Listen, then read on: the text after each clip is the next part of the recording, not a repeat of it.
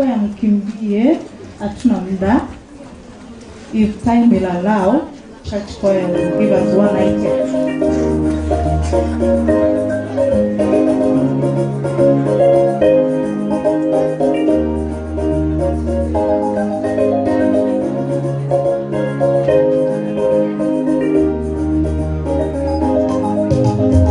Alikuwa na mwanamke, jina lake ni Tabitha. Alikuwa na huruma na upendo, mtumishi wa Mungu. Alikuwa na huruma na upendo wake, mtumishi Tabitha. Alipowaona wanyanja, mavazi, chakula kawapa. Na kwa haya yote mtumishi wa Mungu Tabitha hakujisifu. Na kwa haya yote mtumishi wa Mungu hakujisifu. Tabitha alipolala, watu wengi wakamlilia. Tabitha alipolala, watu wengi wakamlilia.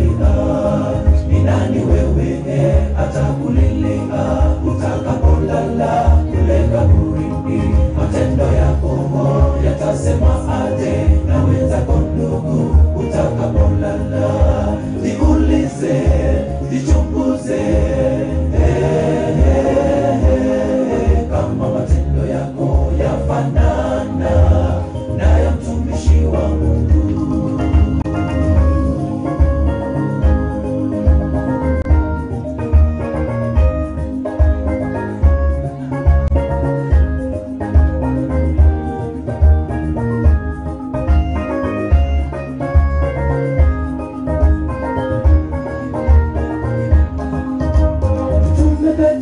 Alipofika mjiza wa Mungu ukatendeka. Roho wa Mungu Mtakatifu ukafufua Tabitha. Roho wa Mungu Mtakatifu ukafufua Tabitha. Watu wengi wakitenda mema, kazi yao ni kujisifu, wakifanya matangazo kote kama Farisayo, wakifanya matangazo kote kama Farisayo. Tabitha alipolala, watu wengi wakamlilia. Tabitha alipolala, watu wengi wakamlilia. Ni nani wewe atakulilia utakapolala kule kaburini? Matendo yako yatasema aje na wenzako ndugu utakapolala? Jiulize, jichunguze, kama matendo yako yafanana na ya mtumishi wa Mungu. Tabitha alipolala, watu wengi wakamlilia. Tabitha alipolala, watu wengi wakamlilia. Ni nani wewe atakulilia utakapolala kule kaburini? Matendo yako yatasema aje na wenzako ndugu utakapolala?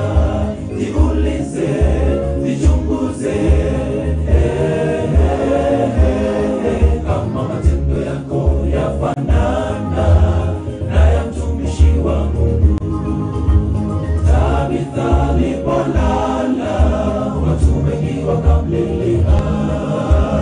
Tabitha alipolala, watu wengi wakamlilia. Ni nani wewe atakulilia utakapolala kule kaburini? Matendo yako yatasemwa aje na wenzako ndugu utakapolala? Jiulize, jichunguze, kama matendo yako yafanana na ya mtumishi wa Mungu.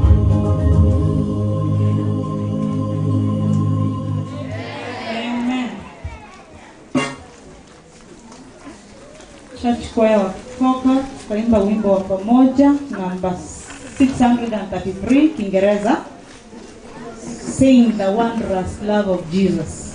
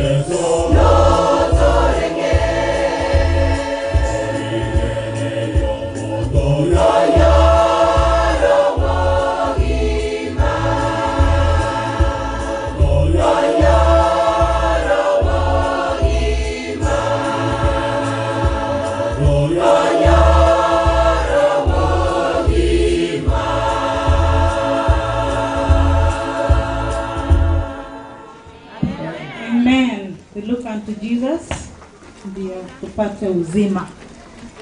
Tutaimba hiyo stanza 1 ya Sinda Wonders.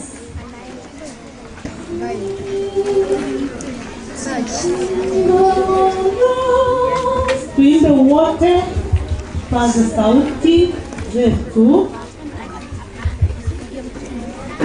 vile itakavyokuwa tukiwa mbinguni. We shall sing, we shall shout a victory.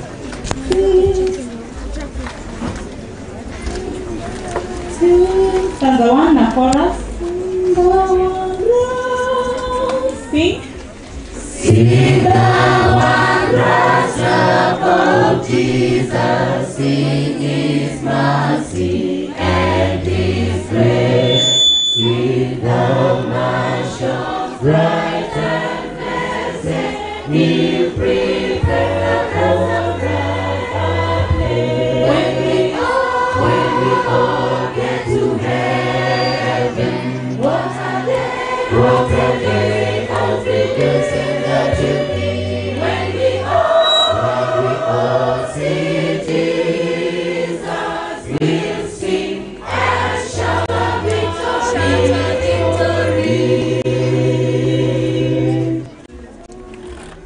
We will be silent. Nyamaza. Nyamaza. Sing.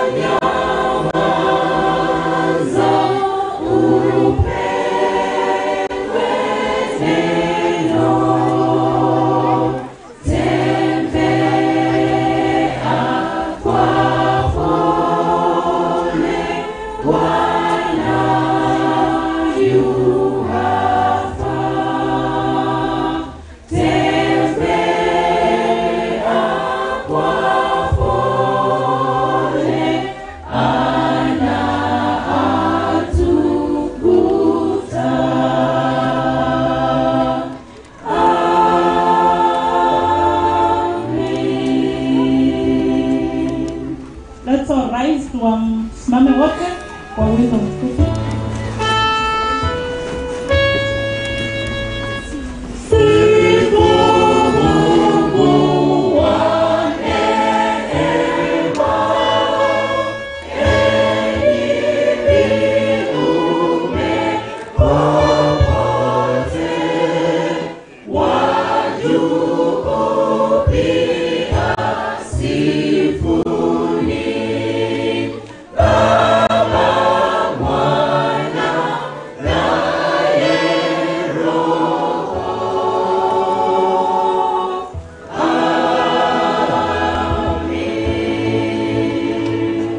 Shekinah glory, our Father and our God, we thank you for your presence.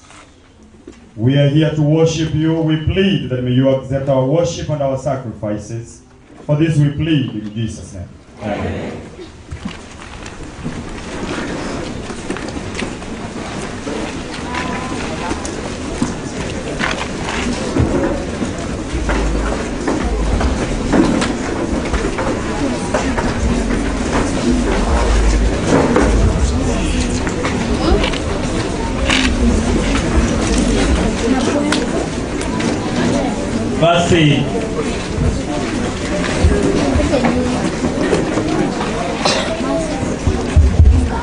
Basi wapenzi wa Bwana, tena na wasalimu katika jina la Yesu. Hamjambo?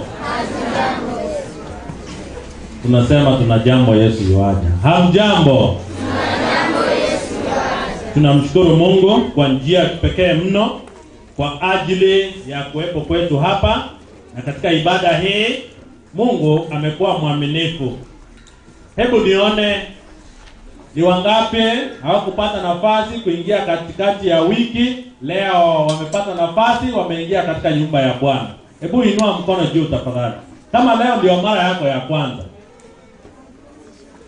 Asante sana. Wageni tunawaambia wageni wetu namna gani? Karibuni sana, jisikie nyumbani mwa Bwana. Tumekuwa na makambi tangu tulipoyafungua Sabato iliyopita, na tumeendelea vema mpaka tulipoyahitimiza jana, na leo ni ibada kuu ya kusherekea kwa Bwana, na hivyo tungependa kuwakaribisha wote mjisikie nyumbani mwa Bwana. Tuko na wageni wengi leo, na ningependa niwakaribishe wageni wote tuweze kubarikiwa pamoja. Ninauliza wageni wetu, kwaya zetu wote, mkaribie nyumbani mwa Bwana. Hebu nione last trumpets wasimame mahali wako. Last trumpets choir.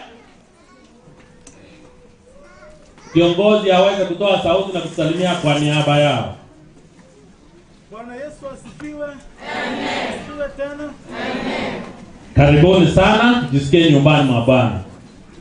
Christ Highlanders choir. Tafadhali msimame. Choir ya Christ Highlanders. Basi kiongozi atusalimie kwa niaba yao. Na wasalimu nyote, hamjambo? Hamjambo. Sabato njema. Asante sana. Pilgrims choir. Pilgrims choir waweze kusimama. Kiongozi aweze kusalimia. Awana beru osiegoro, happy Sabbath. Happy day. Happy day. Happy Sabbath. Tunawashukuru sana. Karibuni mtusikieni miguuni pa Yesu. Vile vile tuko na hapa Gusii Global Radio ambao wako hapa na tayari wameanza kupeperusha mipango na mahubiri ya siku ya leo, na watakuwa nasi siku nzima. Mnasemaje? Na waliniambia wanapeperusha mahubiri haya kwa zaidi ya mataifa 10 katika ulimwengu huu. Kwa hivyo mbarikiwe, na ningependa niulize team leader aweze kutusalimia. Na wasalimu mjambo. Asante sana, na mwambie ndugu Jeremia Omtere tunashukuru sana kwa baraka hizo. Juma hili lote tumekuwa na baraka za kuwa na wageni katika makambi haya. Ningependa kuwaletea timu ya kwanza kabisa kutuamkua. Kamati ya makambi wako wapi? Wasimame popote walipo. Kamati ya makambi wasimame wote mahali walipo. Kisha church board members wasimame mahali walipo. Deacons na deaconesses na elders wote wasimame mahali walipo. Hizo timu zote wasimame tafadhali. Kwa niaba yao ningependa Elda Nyabwari uje mbele. Hebu muweze kusalimia mkutano na kuwakaribisha katika ibada ya Bwana. Asante sana. Kwa niaba yao wote, Elda Nyabwari, mzee wa kwanza wa kanisa hili, basi rasmi aweze kutukaribisha katika ibada hii. Wapendwa katika jina la Yesu na wasalimu hamjambo. Bwana asifiwe. Karibu kila mmoja na tupate mibaraka ya Sabato. Bwana asifiwe. Asante. Asante sana. Ningependa kumuuliza dada Pamela Ogega ambaye ni lay representative mahali yako, na yeye aweze kusimama atusalimie. Haleluya, wana wa Mungu. Amen. Karibuni sana. Asante sana. Mwisho tulikuwa na mibaraka ya wageni wa makambi, na ninajua wako hapa. Ningependa kukaribisha wageni wetu wote, na ningependa kuuliza kwa unyenyekevu wageni wetu wa makambi wote waweze kusimama waje hapa mbele, na kama kuna aliyekuja kuwakaribisha nyumbani baada ya makambi, na yeye aweze kuja mbele. Wageni wetu wa makambi, kwa the guest speaker, muje mbele. Eric Onditi utakuja hapo uwakilishe wageni wa makambi kwa idara ya watoto, sababu wewe ndio ulikuwa kiongozi wao. Simame hapa mbele.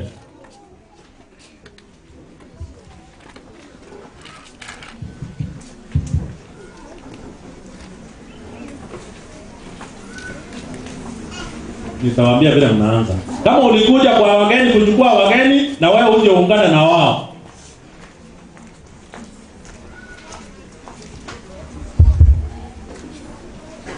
Tunangoja Eric afike. Kanisa tunasemaje kwa mibaraka ya wageni wetu? Hebu wasalimie hewani nione kama mlifurahishwa. Tunashukuru kuwa na wageni hawa wote, na tutaanzia Eric Onditi katika idara ya watoto. Atatuletea salamu ambazo alipewa kutoka kwa kanisa lake. Alafu baada ya kutupatia hizo salamu amalize ni jina, kanisa umetoka, station tunajua ni hii yetu. So ni jina, kanisa umetoka, station inajua ni Suneka. Alafu utoe salamu. Salamu ni sisi tutakupatia. Wakereketwa wa Yesu. Hamjambo. Hamjambo tena. Natoka katika kanisa la Amani Ekenyoro. Wako wapi wafanye hivi? Ekenyoro. Lazima niwe kinaga ubaga. Ndio? Sawa, hiyo Kenyoro inaitwa Amani. Alafu kanisa kuu ni Suneka Central SDA Church. Niko katika idara ya watoto na pia nakaribisha wale walimu ambao tuliungana pamoja nao. Wako wapi wasimami? Simameni tafadhali. Kwa ishara ya mkono. Hebu wamkue vizuri kwa moyo wa dhati. Unajua kuna wengine wanafanya hivi bure tu. Hebu fanya kutoka ndani ya roho. Fanya hivyo. Asanteni. Mungu awabariki. Watoto fanya hivi. Asanteni. Asante sana. Wageni katika idara ya watoto walikuwa 13. Mnasemaje? Kwa hiyo watoto wetu walihudumiwa vilivyo. Tuende kwa mgeni wa vitabu. Happy Sabbath. Happy day. Happy day. Happy Sabbath. Ninaitwa Damaris Okeno kutoka Nyamaja SDA Church, Choge District, Riana Station. Ulipewa salamu? Salamu nilipewa kutoka nyumbani, watoto na mzee wamewasalimia. Hamjambo. Asante sana. Tumeitikia hizo salamu. Twende kwa speaker wa 3. Hallelujah church. Amen. Asifiwe Mungu. Amen. Asifiwe Bwana wa Sabato. Semeni asifiwe Bwana wa Sabato. Asifiwe Bwana wa Sabato. Nikisema Mungu ni mwema tunasema siku zote. Mimi kwa majina naitwa Mary Nyagaka na natoka kanisa la Nyabigege Central Church Gekom Nyachenge District Gekom Cap Center, na pia napenda kusema Mungu amefanya makuu kwa wale ambao wamekuja hapa hii wiki yote, wamebarikiwa sana. Wakati ambapo tulikuja tulipewa salamu nyingi sana na kanisa, na pia sikukuwa najua mzee amekuja atakuja kwa sababu alikuwa na jukumu kubwa kanisani, na nimestukia tu kumuona. Huyu ndio mzee ambaye yani huyu ndio mume wangu, baba watoto, yeye ndio nini, nimetoka kwa babu yake. Ninashukuru sana. Mkimuona mtaona kama hakuna meno mengine, lakini tunashukuru Mungu kwa sababu 2010 tulipokuwa kwa makambi akijiandaa alipata ajali mbaya sana. Mungu akamtoa, kana alikuwa na sababu. Watoto walinipatia salamu, walikuwa nataka kuja, lakini wako na responsibilities kanisani. Hata baba ametoweka kidogo. Mnasemaje? Tubarikiwe sana na tusonge karibu na Yesu. Asante sana. Si mzee atusalimie tusikie sauti yake. God is good All the time. and all the time. God is good and Sitaki kuwa na mambo mengi vile maadamu amesema, nao nimemshtua tu. Tulielewana kwamba mimi naenda kanisani na yeye afanya nini? Akuje kumaliza makambi, lakini kufika kanisani tukaongea na one of the church elders, tukaona ni vizuri tukuja, na nimeshangaa kweli, kama singekuja ingekuwa aibu kweli kwamba angesimama peke yake, so watu wangefikiria ni msichana. Mimi nataka kusema kwamba tuko wazima, tumebarikiwa, tuko na familia, tuko na watoto 4 tena wakubwa, lakini sasa na hawakuweza kuandamana na mimi pia, tu walikuwa na other responsibilities in the church. Naitwa Festus Nyagaka Okali. Hapa nimeona marafiki wangu wengi including Chwea, tunajuana kwa muda kwa miaka mingi. Nimefurahia na wengine nimeona wameketi hapo. Vile madam amesema mwenye tulikutana naye aliniambia niwasalimie huyo elder mmoja, na kuna familia nyingine yenye tunapendana sana, tulikutana kwa barabara tu.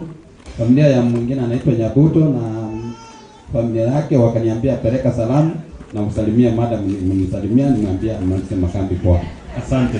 Nimeshukuru, thank you so much. Karibu sana. Yes, elder. Praise God. Amen.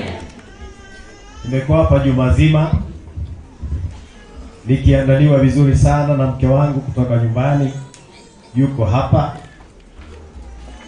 Nami nikamwambia jamani, si tuende tumalize makambi pamoja. Siwasalimie kwanza. Praise God. Amen.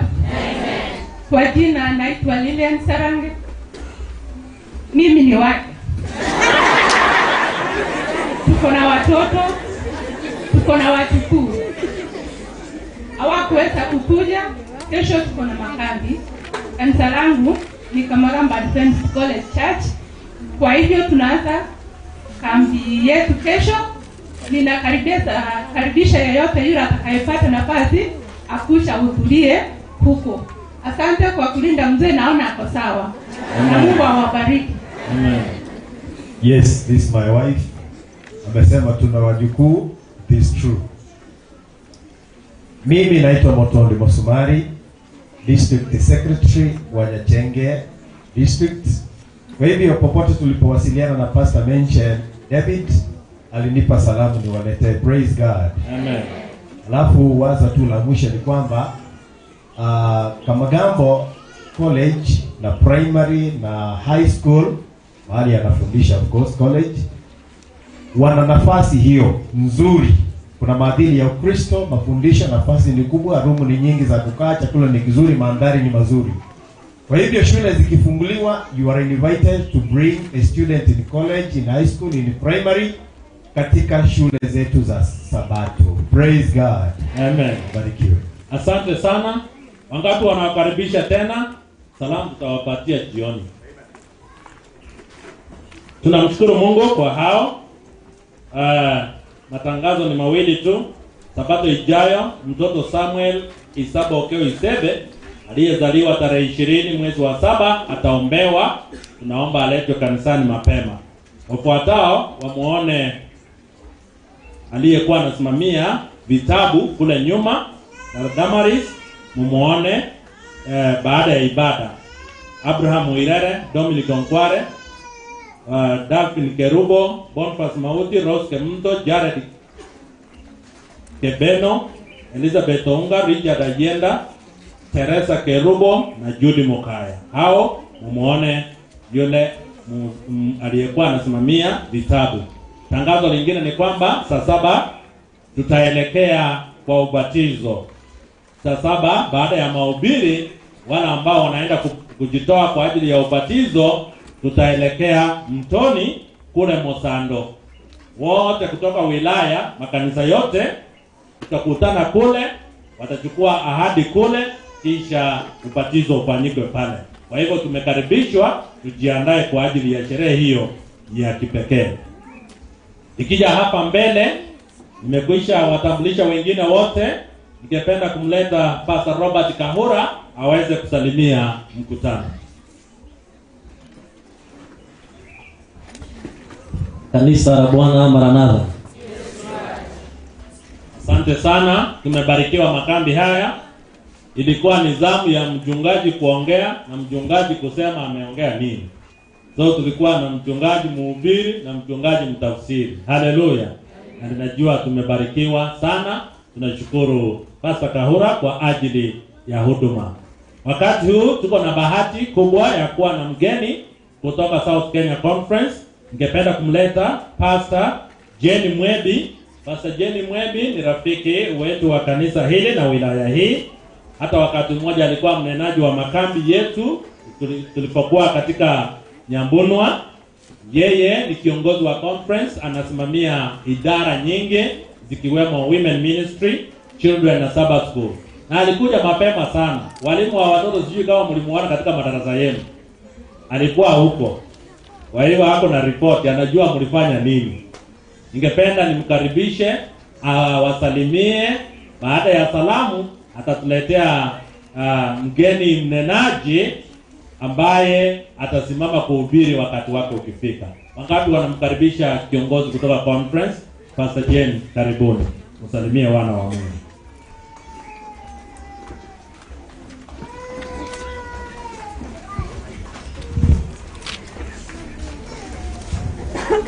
Amjambo watoto wa Mungu. Amjambo. Mbona mmehuzunika? Una shida au mmekwazika? Basi tunashukuru Mungu wetu kwa sababu amekuwa mwema kwetu tangu tuanze makambi mwaka huu. Kweli kabisa, hamna mtu hata mmoja mwenye alijua ni kitu gani kitatokea. Hakuna hata mtu mmoja. Tulipoanza Januari tukaingia Februari, hatukujua Machi italeta nini. Machi ndio tulisikia kuna corona, ikaendelea kidogo, makanisa yakafungwa, shule zikafungwa, soko zikafungwa, hata wengine maofisi yakafungwa. Hatukujua corona itakuja na watu wengi watakufa. Kwa wale ambao wanafuatilia, wale ambao wamechukuliwa na ugonjwa wa corona, ni kwamba watu ambao wamekufa ni watu 1,000,000 na zaidi. Na ukifuatilia, kuna article moja nilisoma kwa inasema in the whole world tuko na 95 countries. Out of 195 countries, 188 countries are affected. Wako na ugonjwa wa corona na watu wamekufa. Hatukujua mwaka huu ugonjwa ambao unaitwa corona utakuja. Na hii ni tangazo bayana ya kwamba dalili za kurejea kwa mwana wa Mungu zinaendelea kuonekana bayana. Kwa hivyo watoto wa Mungu, wale ambao tulikuwa na hatukuwa serious na Ukristo wetu, tuamke, tuanze upya na tujiandae, kwa sababu hata next year hatujui ni nini next year italeta. Na ukifuatilia vizuri unapata 22 million people are affected, wako na coronavirus. Hivyo sisi sasa South Kenya Conference tunapohesabu wa Kristo wetu, tunapata kweli hata ingawa kuna wengine wamelalalana wanasubiri ufufuo wa pili, najua hakuna mwenye amelala kwa ajili ya corona. Kwa hiyo tunashukuru Mungu wetu. Ndio sababu niliposikia Eda akisema we hesabu, vile ule wimbo unasema bare visho ekemekemo manye kinya sato mire, bare visho ekemekemo no kumye manobu ya wanyasae. Nimulisikia inchi zingine vile watu walikuwa wanalala. Na wewe sasa hapa nilipoingia hata nimeambia pasta, nilishanga watu hawana mask, watu wamejasana. Na tunashukuru Mungu kwa sababu ni mkono wa Mungu unafanya nini. Ulifikiria tutaingia kwa makanisa tukae vile mumekaa? Basi Mungu ametenda maajabu. Wewe kile uko nacho unatoa, ikiwa ni ng'ombe, ikiwa ni mti, ikiwa ni nini, unatoa kumshukuru Mungu kwa sababu ametutendea maajabu. Tulianza makambi 30th of September. Kambi la kwanza tulianzia Gesabakwa. Mimi nilienda huko hiyo kambi ya Gesabakwa. Na tukamaliza Gesabakwa, tukaingia Diana Station. Na kwa Diana Station ilikuwa one of the speakers Otueyo liko karibu na Ujaluoni pale. Na tulimaliza, Mungu alitusaidia. Saa hii tuko katika Suneka Station. Ukitoka hapa kesho nitaenda kambi nyingine, kesho kutwa nitaenda kambi nyingine kule Masimba Station. Kwa hivyo watoto wa Mungu, Mungu ametusaidia na makambi yetu yanaendelea na tunayafanya at church level. Na kwa kamati ya makambi, niko kwa kamati ya makambi, kwa hivyo tunaelewa kenye kinaendelea. Kwa hivyo tunashukuru wageni wale ambao mlijitoa mkatoka nyumbani mkaja kwa ajili ya Bwana, ya kazi ya Bwana. Barikiwe kila mmoja. Walimu wa watoto, nashukuru kwa kujitoa kufundisha hao watoto. Wengine tulikuwa watoto wadogo, tukafundishwa na walimu wenye walitufundisha. Hasa wametufanya tumekuwa wachungaji. Nani mkiendelea kufundisha hao watoto vizuri, mtaunda viongozi wengi. Mbarikiwe. Niko na salamu zingine kutoka conference, zingine kutoka Kesabakwa station na Riana, uko Riana mahali nilikuwa kwa makani, na za kwangu nyumbani pamoja na zangu. Amjamboni tenda? Amjambo? Mbarikiwe. Mungu awabariki katika jina la Yesu. Kwanza nashukuru kwa sababu hata nimeuliza Pastor Oguoge. Nimemuuliza Pastor, si last time ulikuwa hapa tena umerudi, nimeona mnampenda. Hata sisi tunajua Pastor ako hapa. Pastor endelea na kazi ya Mungu. Nimeona hata sister yangu Pamela salimia, tunakaa na yeye, tunakuanga kwa kikao pamoja na yeye executive committee ya conference. Sister Pamela wasalimie. Naomba niwasalimu tena wana wa Mungu, wa mjambo. Salamu za station yote Suneka, mmekubali? Karibu Pastor J. Asante, nashukuru.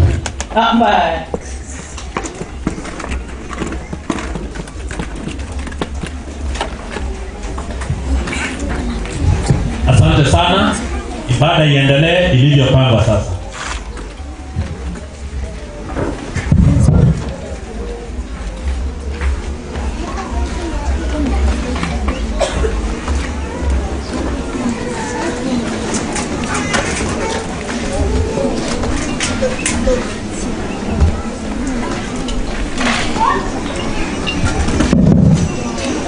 Tuende katika fungu letu kuu la mafundisho la mahubiri siku ya leo Sabato.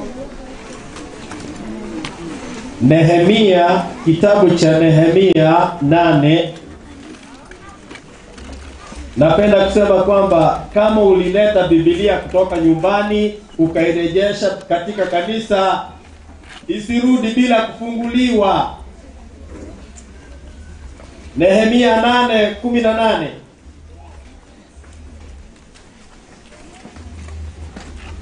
Natumai umefika pale mpendwa. Tena siku baada ya siku, tangu siku ya kwanza hata siku ya mwisho, akasoma katika kitabu cha Torati ya Mungu. Wakafanya siku kuu muda wa siku 7. Na siku ya 8 palikuwa na kusanyiko la makini kama ilivyoagizwa. Praise God.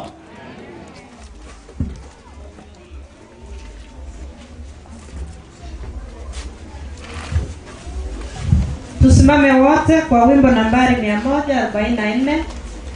Viongozi wa nyimbo.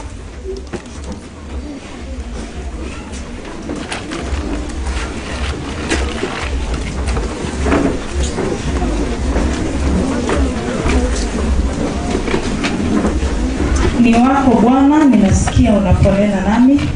144. Ni wako Bwana, sing. Ni wako Bwana, ninasikia unaponena nami. Lakini kweli nataka kwako nizidi kusongea. Bwana hutota, nije nisonge sana kwako mtini.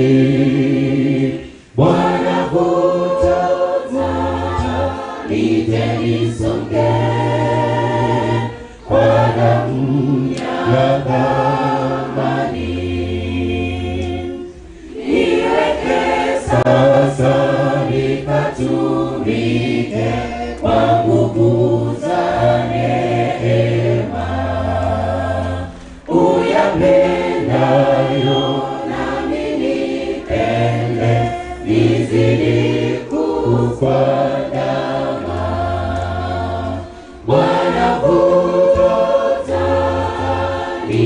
nisonge sana kwako mtini.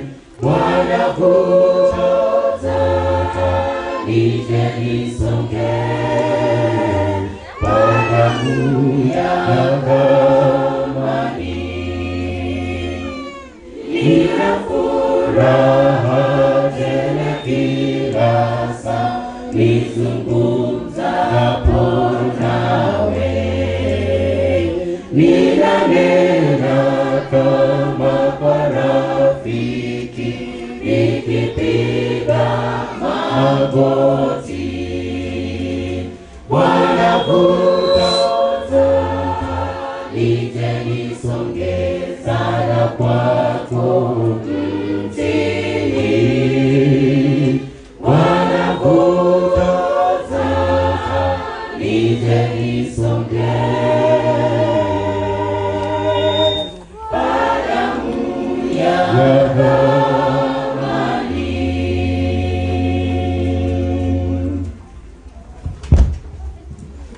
Naomba watoto tusimame tumheshimu Mungu wetu. Wale wote ambao umepewa uhai na uko mzima, naomba tumheshimu Mungu wetu, tusimame. Tuombe. Baba yetu na Mungu wetu unayetupenda upeo, mchana wa leo tuacha miguuni pako kama watoto wako. Tuwaomba msamaha wa dhambi zetu zote. Tuwaomba utujaze kila mmoja na Roho wako Mtakatifu. Neno lako linapoenda kunenwa na mtumishi wako ambao umeteua siku ya leo kunena na watoto wako, Baba yetu ufungue chembe za akili zetu, na yale yote ambayo tutakayo yasikia siku ya leo yatusaidie katika maisha na maisha yajayo. Watoto wako wote kuanzia mtoto mdogo hadi mtu mzima, Baba yetu tuwaweka mikononi mwako kila mmoja. Mbariki na utusaidie. Mapepo yote na nguvu za giza zinazoleta furugu katika mikutano yako, tuwakemea na kufunja na kusambaratisha katika jina la Yesu. Yesu, tuwakualika katika huu mkutano. Tuwaomba malaika wako wazingire huu mkutano na ukuta wako wakao mara 7. Baba yetu, tuwaleta mnenaji wa siku ya leo. Ni mtumishi wako Baba yetu. Guza vinywa vyake anaponena na watoto wako. Baba yetu, tuomba umtumie. Mzingire na ukuta wako wa moto wakao mara 7. Mzunguke na malaika wako anaposhika neno lako. Baba yetu, tuomba umsaidie anene jinsi upendavyo. Wakati Baba yetu tuwakushukuru kwa sababu mmetutendea makubwa. Tuwajua wenzetu wamelala, wengine wako mafumbini kwa ajili ya magonjwa mbalimbali, na umati wa watu wengi umelala mafumbini kwa ajili ya corona. Sisi kama kanisa la Seventh Day Adventist South Kenya Conference umetubariki, na washiriki wetu hamna hata mmoja ambaye tumetangaziwa amekufa na ugonjwa wa corona. Kwa hivyo tuko na kila sababu ya kuliinua na kulihimili jina lako Baba yetu. Wakati kwa njia ya pekee naleta hata mtafsiri wa siku ya leo mikononi mwako Baba yetu. Mpake na mafuta yako ya mbinguni Baba yetu. Anapotafsiri atafsiri kulingana na mapenzi yako. Wakati unamkumbuka dada yetu Joyce Barongo ambaye amekuwa mgonjwa kwa muda mrefu. Siku ya leo Baba yetu umemfanikisha, amefika katika huu mkutano. Twaomba unyoshe mkono wako wa rehema, uguse mwili wake wote Baba yetu, muoshe kenye na damu yako ulimwaga msalabani, na msamehe dhambi zake zote Baba yetu, na umkumbuke katika ufalme wako. Ponyeshe kwa sababu uponyaji unayotoka kwako si kama wa binadamu. Wakati tuwakualika Yesu katika huu mkutano, nena na kila mmoja wetu. Unaofungue akili zetu tuelewe kila neno ambalo linanenwa, ili litusaidie katika kwa kujiandaa kwa ufalme wako ambao umekaribia. Twanyamaza kimya Baba yetu, tukiamini umesikia ombi letu. Ni katika jina safi la Yesu tumeomba na kuamini. Amen.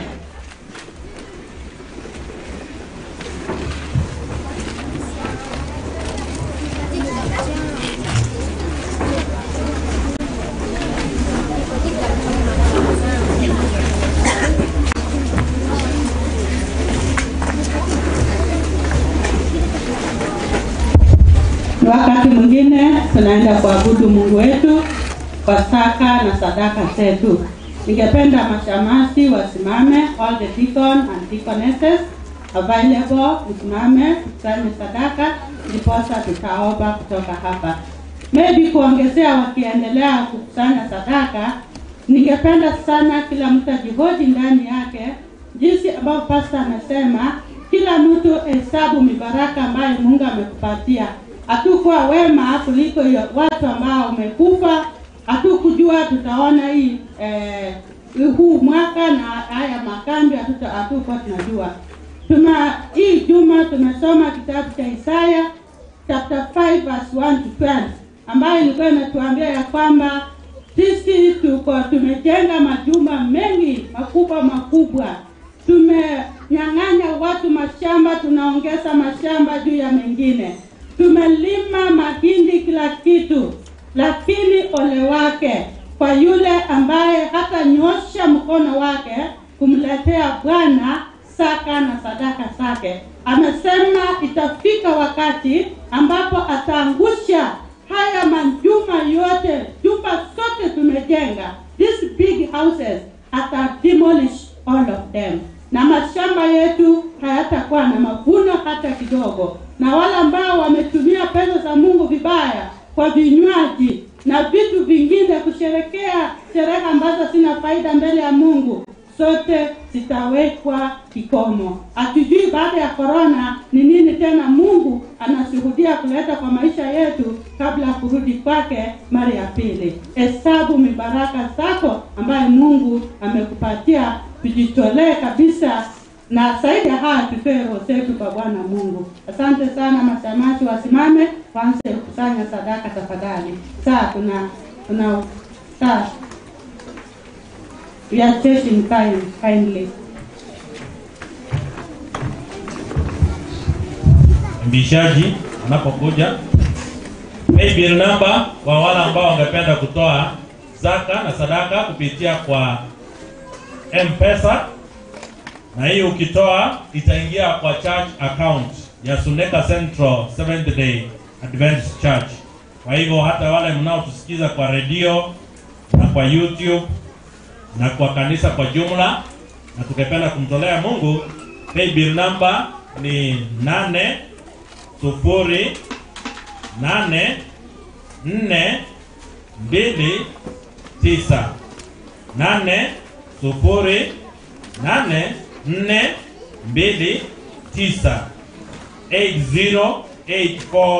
808429. Ukienda kwa M-Pesa, enda kwa lipa na M-Pesa. Ukienda kwa pay bill number, utaweka hiyo number 808429. Ukikuuliza account number, utaweka jina lako na pesa ambazo unatoa. Weka tu jina, kama ni Charles Square, shilingi 800, zaka, umemaliza. Mungu awabariki.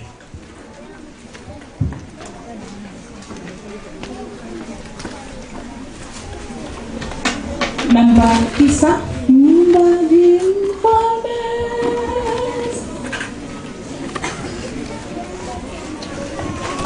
Mbadi Mfalme. Mfalme, vitu vyote vyako ni kwa ukarimu wako ninabarikiwa, ni kwa ukarimu wako ninabarikiwa. Uliyeniumba na kutegemea, sina budi kuzisifu hisani zako kuu, sina budi kuzisifu upendo wako wadai, moyo wa shukrani, upendo wako wadai, moyo wa shukrani. Nipewe neema, niwe na uwezo wa kuishi kwako Bwana siku zangu zako, wa kuishi kwako Bwana siku zangu zako.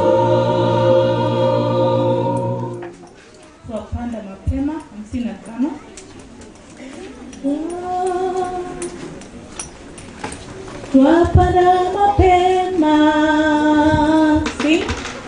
twapanda mapema na mchana kutwa, mbegu za fadhili hata jioni.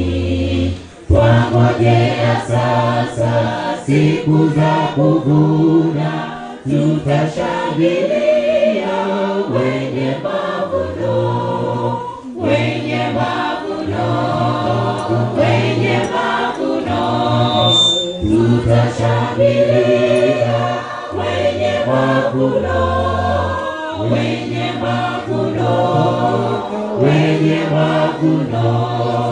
Tutashangilia wenye mavuno. Twapanda mwangani na kwenye kivuli, tusishindwe na baridi na pepo. Punde itakwisha kazi yetu hapa, tutashangilia wenye mavuno, wenye mavuno, wenye mavuno. Tutashangilia wenye mavuno, wenye mavuno, wenye mavuno. Tutashangilia wenye mavuno. Twapanda kwa Bwana mbegu kila siku, tujapoona taabu na huzuni. Tuishapo shida hata tupokea, tutashangilia wenye mavuno, wenye mavuno, wenye mavuno. Tutashangilia wenye mavuno, wenye mavuno, wenye mavuno. Tutashangilia wenye mavuno. Retarigesa, retarigesa, nato chenge toko. Retarigesa, retarigesa, retarigesa, nato chenge toko. Retarigesa. Mali yako sasa, simame.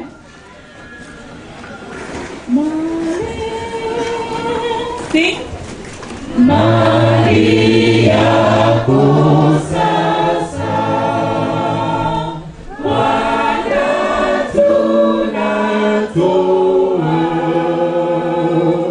hatuna yaliyo yetu yote ni vipaji.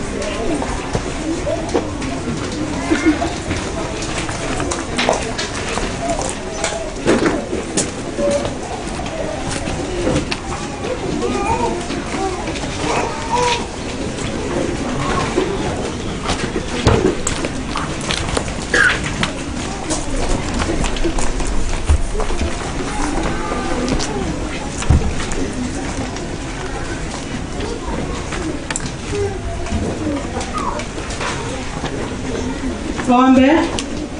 Mtakatifu, mtakatifu, mtakatifu ishie pale pa juu sana mbinguni. Tunasema ni asante Baba kwa sababu ya uwepo wako. Asante kwa sababu umetuwezesha tumefika hapa. Baba, tazama wana wako wametoa saka na sadaka ambao umewabariki mwaka huu wote. Baba, tunaikabidhi mkononi mwako. Unajua kila mmoja wao. Baba, zidi kubariki wale wote ambao wametoa. na wale ambao Mungu wangu hakuweza kupata, Mungu wangu afungulie njia ili wakati mwingine pia aweze kupata, kwa sababu umetuona kwamba Mungu wangu itafika wakati ambapo hizi fedha zitakuwa bure katika maisha yetu. Mungu wangu utavunja mali yote ambayo tutakuwa nayo utakaposikia sauti yako. Mungu wangu pokea jinsi ilivyo, tusamehe dhambi zetu Baba. Zaidi ya hayo, tulete nyoyo zetu kwako Mungu wangu. Asante kwa sababu wewe ni Mungu ajabu. Asante kwa sababu unatenda, na asante kwa kujibu maombi yetu, kwani tumeomba katika jina la Yesu Kristo aliye mkombozi wetu.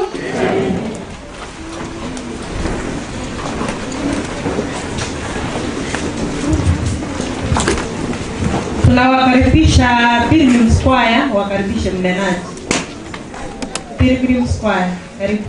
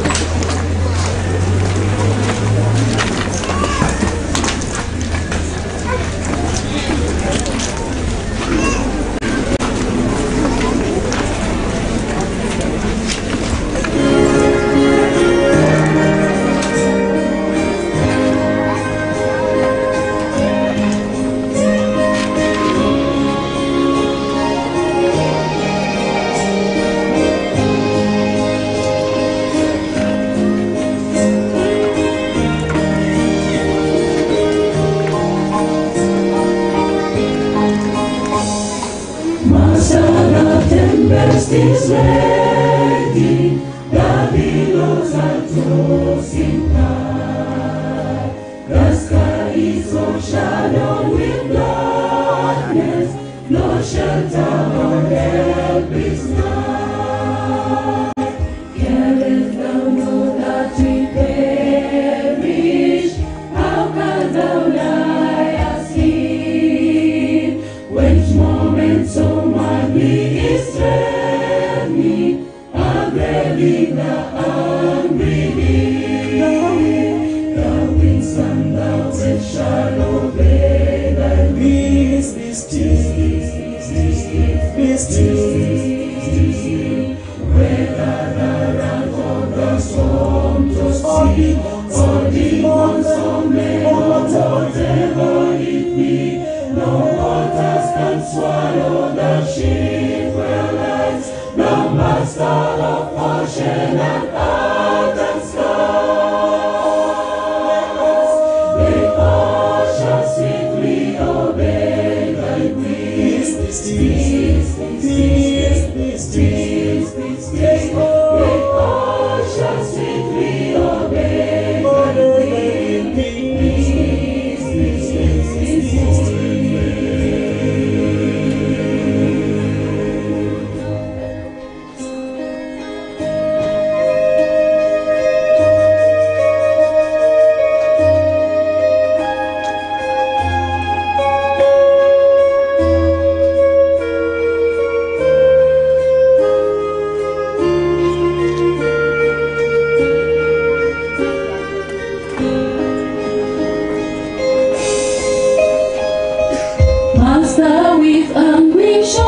spirit, I bow in my grief today. The depths of my Satan trouble, awaken and save, I pray. Torrents of sin and of anguish sweep o'er my sinking soul, and I perish, dear Master. Oh, hasten and take control. The winds and the waves shall obey thy will. Be still, whether the wrath of the storm to sea, or demons or men, or whatever it be, no waters can swallow the ship where lies the Master of ocean and earth.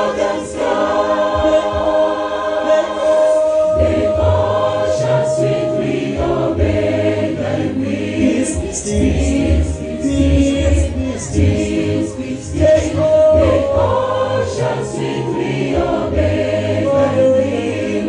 Peace, peace, peace, peace.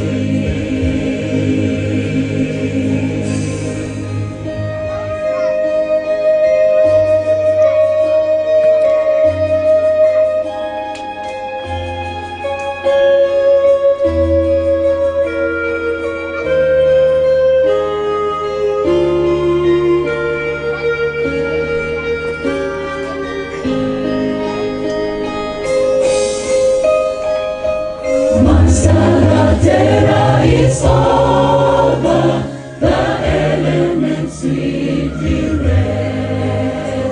A sun in the calm lake is nearer, and heavens begin my praise. Bringer of blessed Redeemer, leave me alone no more, and with joy I shall break the blessed harbor and rest on the peaceful shore. The winds and the waves shall obey thy peace. Be still, be still.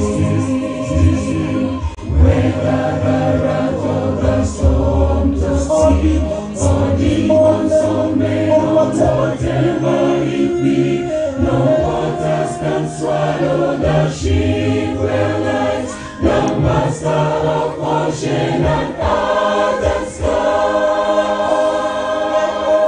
They all shall sweetly obey thy will. Peace, peace, peace, peace, peace, peace. They all shall sweetly obey thy will. Peace, peace, peace, peace, peace.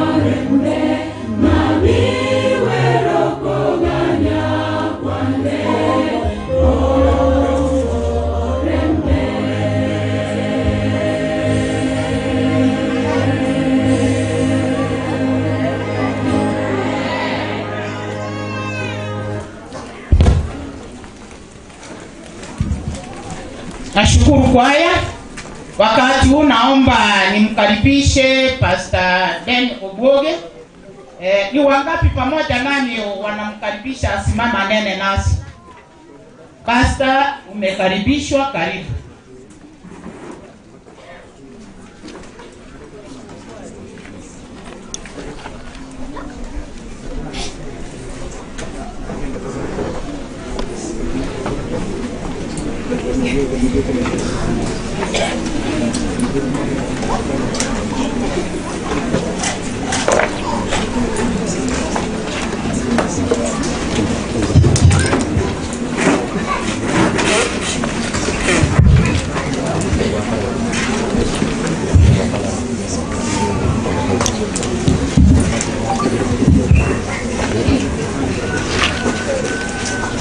That was a wonderful number. We thank God. Tunashukuru Mungu kwa wimbo mzuri. Children of the living God, good afternoon. Wana wa Mungu aliye hai, habari ya adhuhuri.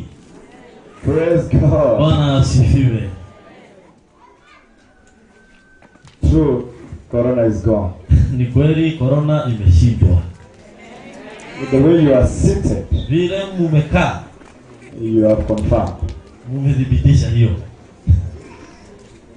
Welcome to the presence of God. Karibuni mbele za Bwana. As we celebrate the very last day of our camp meeting 2020. Tunaposherehekea siku ya mwisho makambi ya 2020. Indeed, God has been faithful. Mungu amekuwa mwaminifu. And we thank him for that which he has done for us throughout the week. Na tunashukuru kwa aliyotutendea katika juma hili. So as we come to the climax of our camp meeting this year, tunapofika kilele cha kambi mwaka huu, we want to thank God for his blessings. Tunamshukuru kwa mibaraka yake. Indeed, we have seen his hand in our lives. Kweli tumeona mkono wake maishani mwetu. And most of you are joining us today for the first time. Na kama unaungana nasi leo mara ya kwanza, we pray that may you also get a glimpse of the blessing of the Lord. Na tunaombea pia na wewe usipitwe na mibaraka ya Bwana. I want to thank God for my brothers and sisters who ministered with me. Nashukuru kwa watumishi wenzangu. And so I pray that as we even depart from this place, na tunaomba tunapotoka hapa, that we remain faithful unto the Lord. Tuwe waaminifu kwa Bwana. That when God is using us in vineyard, na ili Mungu anapotutumia kwenye shamba lake, that we can also be the partakers of that heavenly home. Na ili tuweze kuwa walithi wa ufalme wa milele.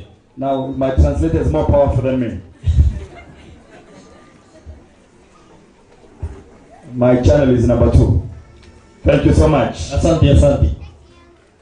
The very first day when we met, siku ya kwanza tulipokutana, we all agreed, tulikubaliana, it's for a reason and for a purpose that God calls us to his meetings. Mungu huwa anatuita kwa mkutano wake akiwa na kusudi. And so we said, na tukasema, when we come to the camp meeting, tukija kwa makambi, it's a time to remember, ni wakati wa kukumbuka, it's a time to count the blessings of God, wakati wa kuhesabu mibaraka za Bwana, it's a time to rededicate ourselves, na wakati wa kujitoa unto him who is the author and the finish of our faith. Kwake yule ambaye ndiye mwanzilishi na atakayekamilisha imani yetu. And we all agree that the camp meeting, na tukakubaliana kambi, is a time to pause and look forward, ni wakati wa kuangalia mbele, for a camp that is yet to come, kwa kambi linalotugoja, a camp where we shall never count days, mahali ambapo hatutahesabu siku. And we all said a camp where Christ shall be the speaker for the week. Tukasema makambi ambayo Yesu ndiye atakuwa mgeni mkuu. But again we say that God is so faithful. Na tukasema Mungu ni mwaminifu. And every time we come to the camp meeting, kila mara tunapokuja kwa makambi, on the very last days when we are living, na siku ya mwisho tunapoondoka, like the Israelites of the old, kama vile Waisraeli wa zamani, and that day is today. Na siku hiyo ni siku ya leo. I want to let you know that today, as we celebrate the conclusion of our camp meeting, kwa hivyo wana wa Mungu tunaposherehekea makambi haya, today is a sad day. Leo ni siku ya huzuni. Why? Kwa nini? We shall say goodbye to each other. Tutaagana.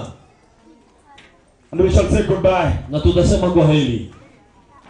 Because we're not so sure if we shall meet by next year. Kwa sababu mwaka ujao hatuna uhakika tutakutana. So when the children of Israel met during the camp meeting, na kwa hivyo Waisraeli walipokutana kwa kambi, there is something that happened on the 8th day. Kuna kitu kilifanyika siku ya 8. And when you count so very well, na ukihesabu vizuri, from last week on Sabbath until today, kuanzia Sabato mpaka leo, today we are on the 8th day. Leo ni siku ya 8. And the message that is recorded in the book of Nehemiah chapter 8 and verse number 18. Na ujumbe ambao umeandikwa kitabu cha Nehemia 8:18. It's exactly what we're going to do today. Na ndio tutafanya leo. So child of God, mwana wa Mungu, it's such a great blessing that we are here today. Ni baraka mikubwa tuko hapa. And even as we come to the end of this camp, na tunapofika mwisho wa makambi haya, nafasi ya kuagana. Because we know Sababu for tunajua sure that not all of us kwa kweli si kila will be mtu here hapa next year. atakuwa hapa mwaka ujao. If Jesus does not come between Ikiwa now and Yesu then, hatakuwa amekuja leo na wakati some huo, of us we shall sleep. wengine tutalala I mavumbini. mentioned in this camp, Nilitaja kwa hili kambi some of my church members I had last year, washiriki wangu niliokuwa nao mwaka jana, they are no longer alive today. siku ya leo hawako hai. Some of them, they were supposed to be buried this week. Wengine walikuwa wazikwe juma hili. But I asked the family members to wait until next week. Na nikaongea na familia nikawaambia wangoje mpaka juma lijalo. And so this coming week I have 3 members of my church waiting for their burial. Kwa hivyo juma lijalo nina washiriki watatu. But while we were seated in last year's camp meeting, na walikuwa wamekaa makambi ya mwaka jana. While we were in the last year's camp meeting, na tulipokuwa makambi ya mwaka jana, we all agreed tulikubaliana sote that we were meeting for the last time. Ya kwamba tutakutana and God is giving us an opportunity. Mungu anatupa nafasi. That we are meeting today. Tunakutana leo. Before you go home, kabla uende nyumbani, greet someone and say goodbye. Ukisalimia mtu na mwambie kwa heri. Because there are chances that we may not be able to see you next year. Kwa sababu kuna uwezekano hatutaonana tena mwaka ujao. I'm not sure if you can see me next year. Sina uhakika utaniona mwaka ujao. It is one of the reasons that the children of God met once in a year. Hiyo ndio sababu iliwafanya wakutane mara moja kwa mwaka. God said my children meet once in a year. Na Mungu akasema wanangu kutaneni mara moja kwa mwaka. As you listen from me, na mkisikiza kwangu, say goodbye to each other. Semeni kwa heri, semeneni kwa heri. So when I look at you, ninapokuangalia, and when you look at me, na unaponitazama, I have tears in my eyes. Nina machozi moyoni mwangu. Because I'm not so sure. Sababu ninajua si lazima we shall meet again. Tukutane tena. It is my desire. Ni ombi langu. As it was last year. Kama ilivyokuwa mwaka jana. That I meet all of you. Niwakute nyote. But the fact is, lakini ukweli ni kwamba we have no guarantee. Hatuna uhakika. But we have one hope. Tuna tumaini moja. We shall meet one time. Tutakutana wakati mmoja. In one camp. Katika kambi moja. Where we shall never part again. Mahali ambapo hatutatengana. That makes my heart to be happy. Hiyo ndio inafanya nifurahi. Amidst my tears.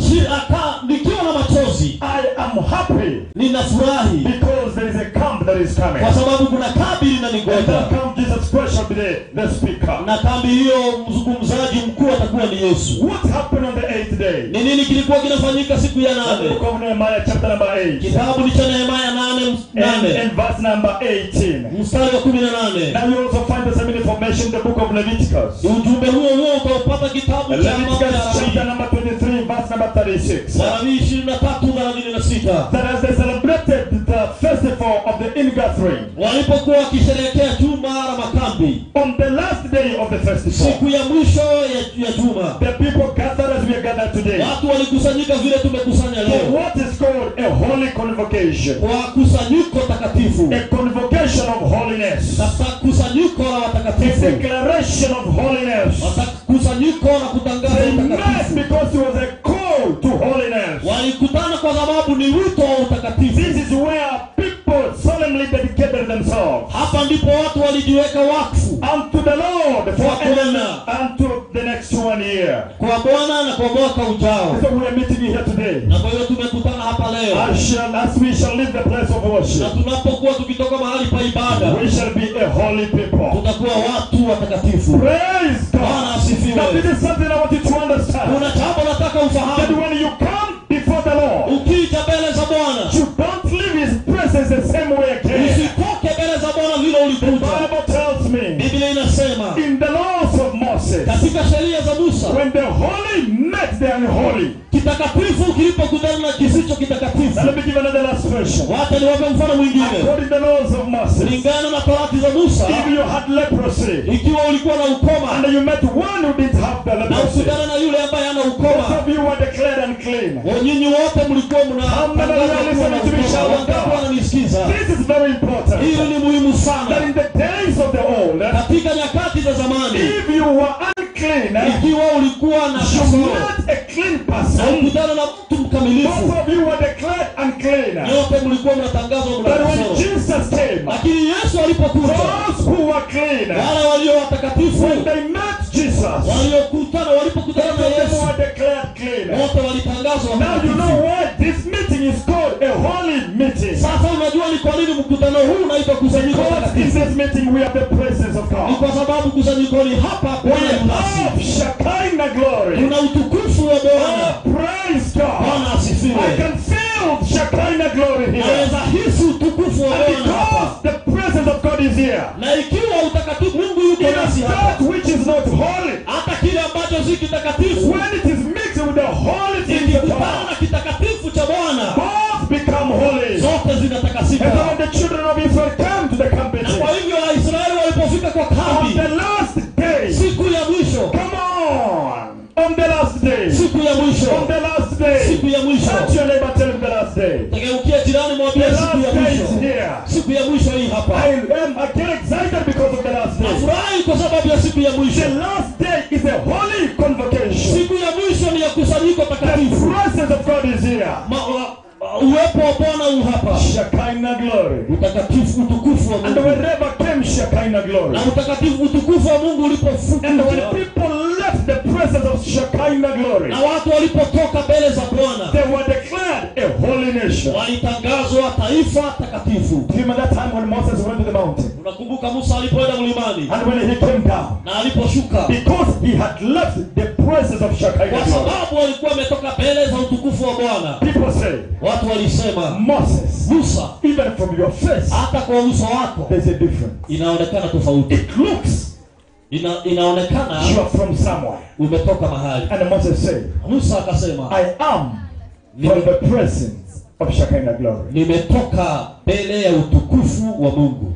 Child of God, mwana wa Mungu, as you walk out of this place today, unapotoka hapa leo, thank God. Shukuru Mungu. For you shall never be the same again. Sababu hautakuwa ulivyo tena. No one met Jesus. Hakuna aliyekutana na Yesu. And they left the same way. Na akatoka vile alikuwa. And I pray today that we have an experience with God. Na naomba tuweze kuwa na that by the time we walk out of the place of worship, kutana na Bwana ili tukitoka hapa, someone will recognize and say, mtu mahali atakuangalia na aseme, indeed, kweli this person, mtu huyu has left the presence of God. Ametoka kweli mbele za Bwana.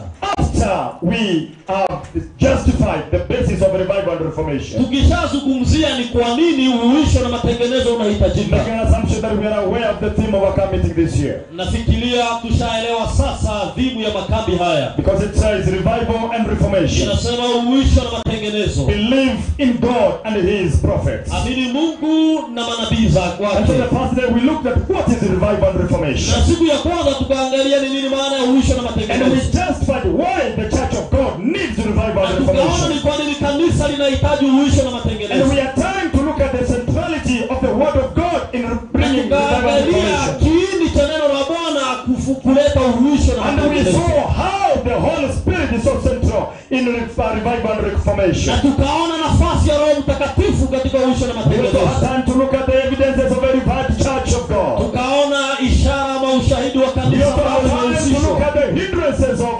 revival and reformation. Tukaangalia vikwazo vya uhuisho na matengenezo. And yesterday that is what we dwelt on. Na jana hayo ndio yalikuwa mahubiri yetu. And we all agreed. Na tulikubaliana zote that the enemy of revival and reformation of this church. Tukagundua kwamba adui mkubwa wa uhuisho na matengenezo wa kanisa hili. It is not someone from out there. Si mtu aliye nje. The challenge of this church, it is us as members. Changamoto ni sisi washiriki. We read on the spirit of prophecy. Tulisoma kwa roho ya unabii. And it was very clear. Na ilikuwa wazi. That we are the ones who are the impediment of advancing the gospel of God. Tukaona ya kwamba sisi ndio vikwazo vya kueneza injili ya Yesu. And today, siku ya leo, now that we are revived, na sasa kwa sababu now that we shall leave the presence of God, na kwa sababu tutatoka mbele za Bwana, a holy nation, watu watakatifu, what is expected of us? Ni nini kinatarajiwa kwetu? Duties of a revived and reformed church of God. Majukumu ya kanisa lililohuishwa na matengenezo. What is God expecting from you?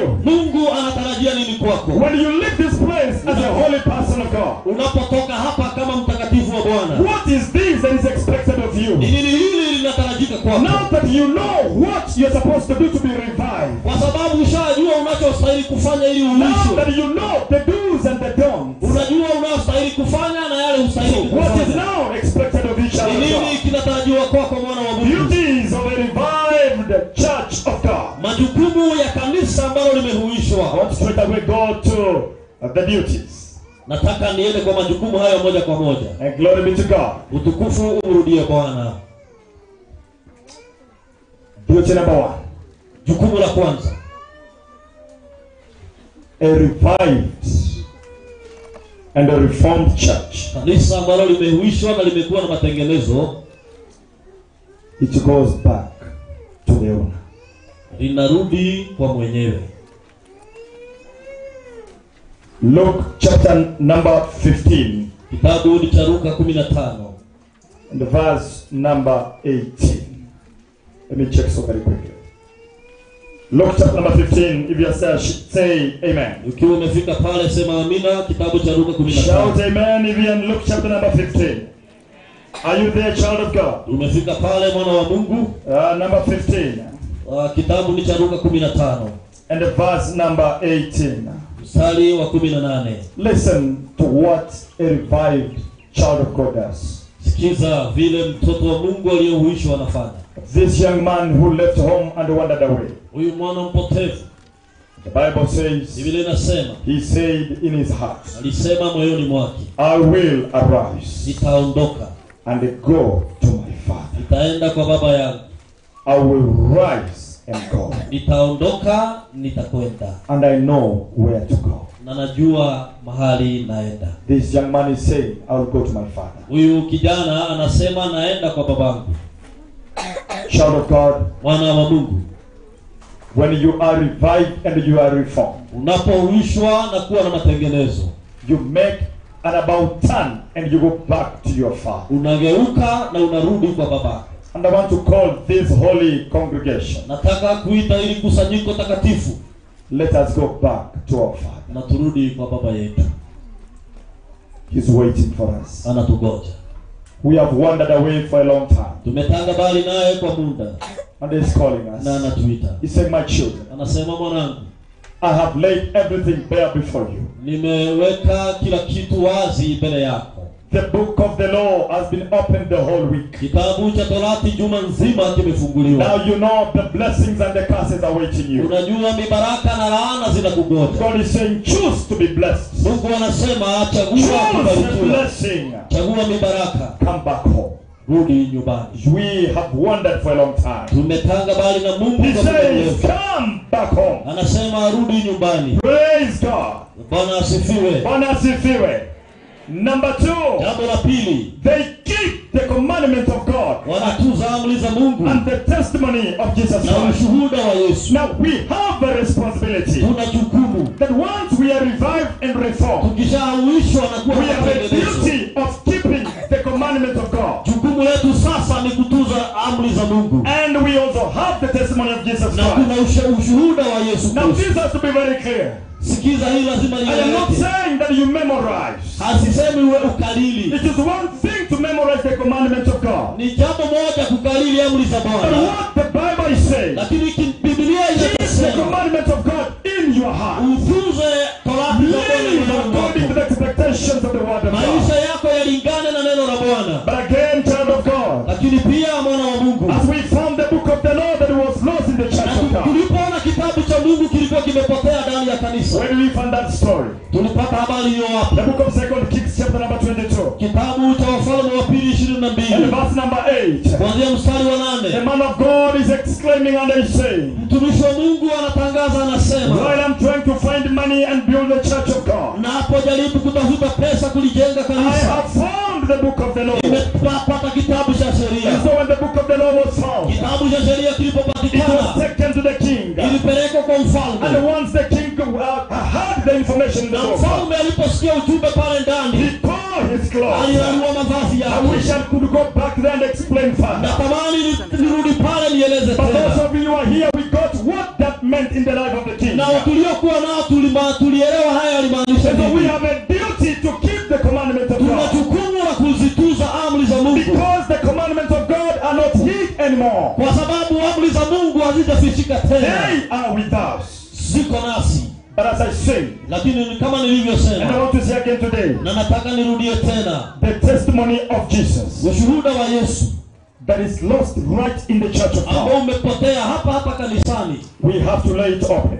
Lazima ufungue. And I want to challenge the leadership of this church. Nataka nipewe uongozi wa kanisa changamoto. Being led by the first elder, Elder Nyagwari. Chini ya uongozi wa Elder Richard. And all the elders that have been ordained na here. wazee wote ambao wamewekewa mikono wa hili kanisa. God has given you one responsibility. Mungu amewapa jukumu moja. And that responsibility shall give an account. Na katika jukumu hilo mtatoa hesabu. It's not about how magnificent condition your church looks Si like. vile kanisa lenu limerembeka. But you shall give an account on how the children of God who are fed by His Lakini word. mtatoa hesabu vile mlilisha mioyo ya watoto wa And Mungu. one of the things that is lost right in the church of Na God kitu kimoja kimepotea hapa is kanisani. the spirit of Ni prophecy. roho ya unabii. Now when you read the book of Revelation chapter number 12 and verse number 17, Ufunuo ni 12 mstari wa 17. you will discover Utagundua that the devil is fighting those who keep the commandments of Shetani God anafanya vita na wanaoshika and amri za those who Bwana have the testimony of Jesus na wale Christ. walio na ushuhuda wa Yesu. But Revelation chapter number 19 and verse number 10, Ufunuo 19 mstari wa 10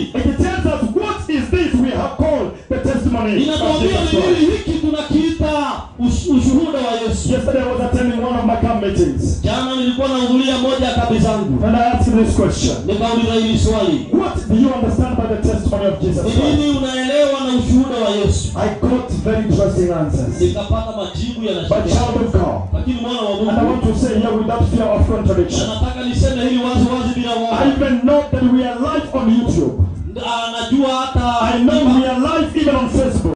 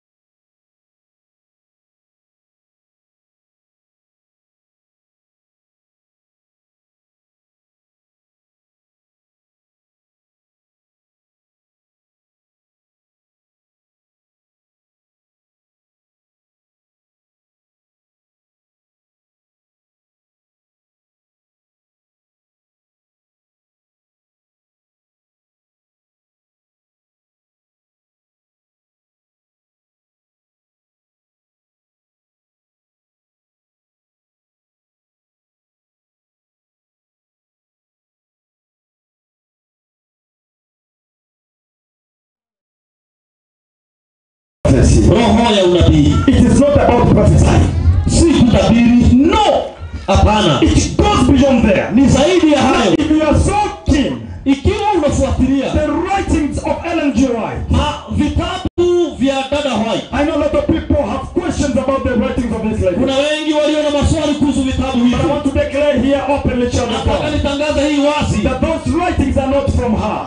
Vitabu hivyo havijatokana na yeye. Those writings are from God Himself. Vitabu hivyo vimefufuliwa na She Mungu was guided mwenyewe. by the power of the Holy Spirit. Alielekezwa na Roho wa Mungu. And she wrote down exactly what we are supposed to Na know. akaandika chini yale ambayo tunastahili And I also thank kufundisha. God that the whole of this week, Na nashukuru Mungu sababu juma hili we have had time to spend on the spirit of prophecy. tumekuwa na muda wa kuangalia roho ya unabii na So sema nini. if the spirit of prophecy is opened in a church, Na kwa hivyo roho ya unabii ikiwa itafunguliwa kwenye there kanisa, will be great revival and kutakuwa reformation. na uhuisho na So matengenezo. it is our duty, children of Ni God, jukumu letu wana wa as Mungu. we leave this place as a holy convocation, Tunapotoka hapa kwenye hili kusanyiko takatifu, we have a duty tuko na jukumu to keep, kutunza, to teach, kuhubiri, to preach kufundisha about the commandments of God kuhusu amri za Mungu and the testimony of na Jesus ushuhuda Christ. wa Yesu. Let me give you a glimpse of what the testimony of Jesus Christ talks Wacha about. nikupe tu kionjo vile roho ya unabii inasema. There is a book that is written by Ellen G. White. Kuna kitabu kimeandikwa na dada White. It's called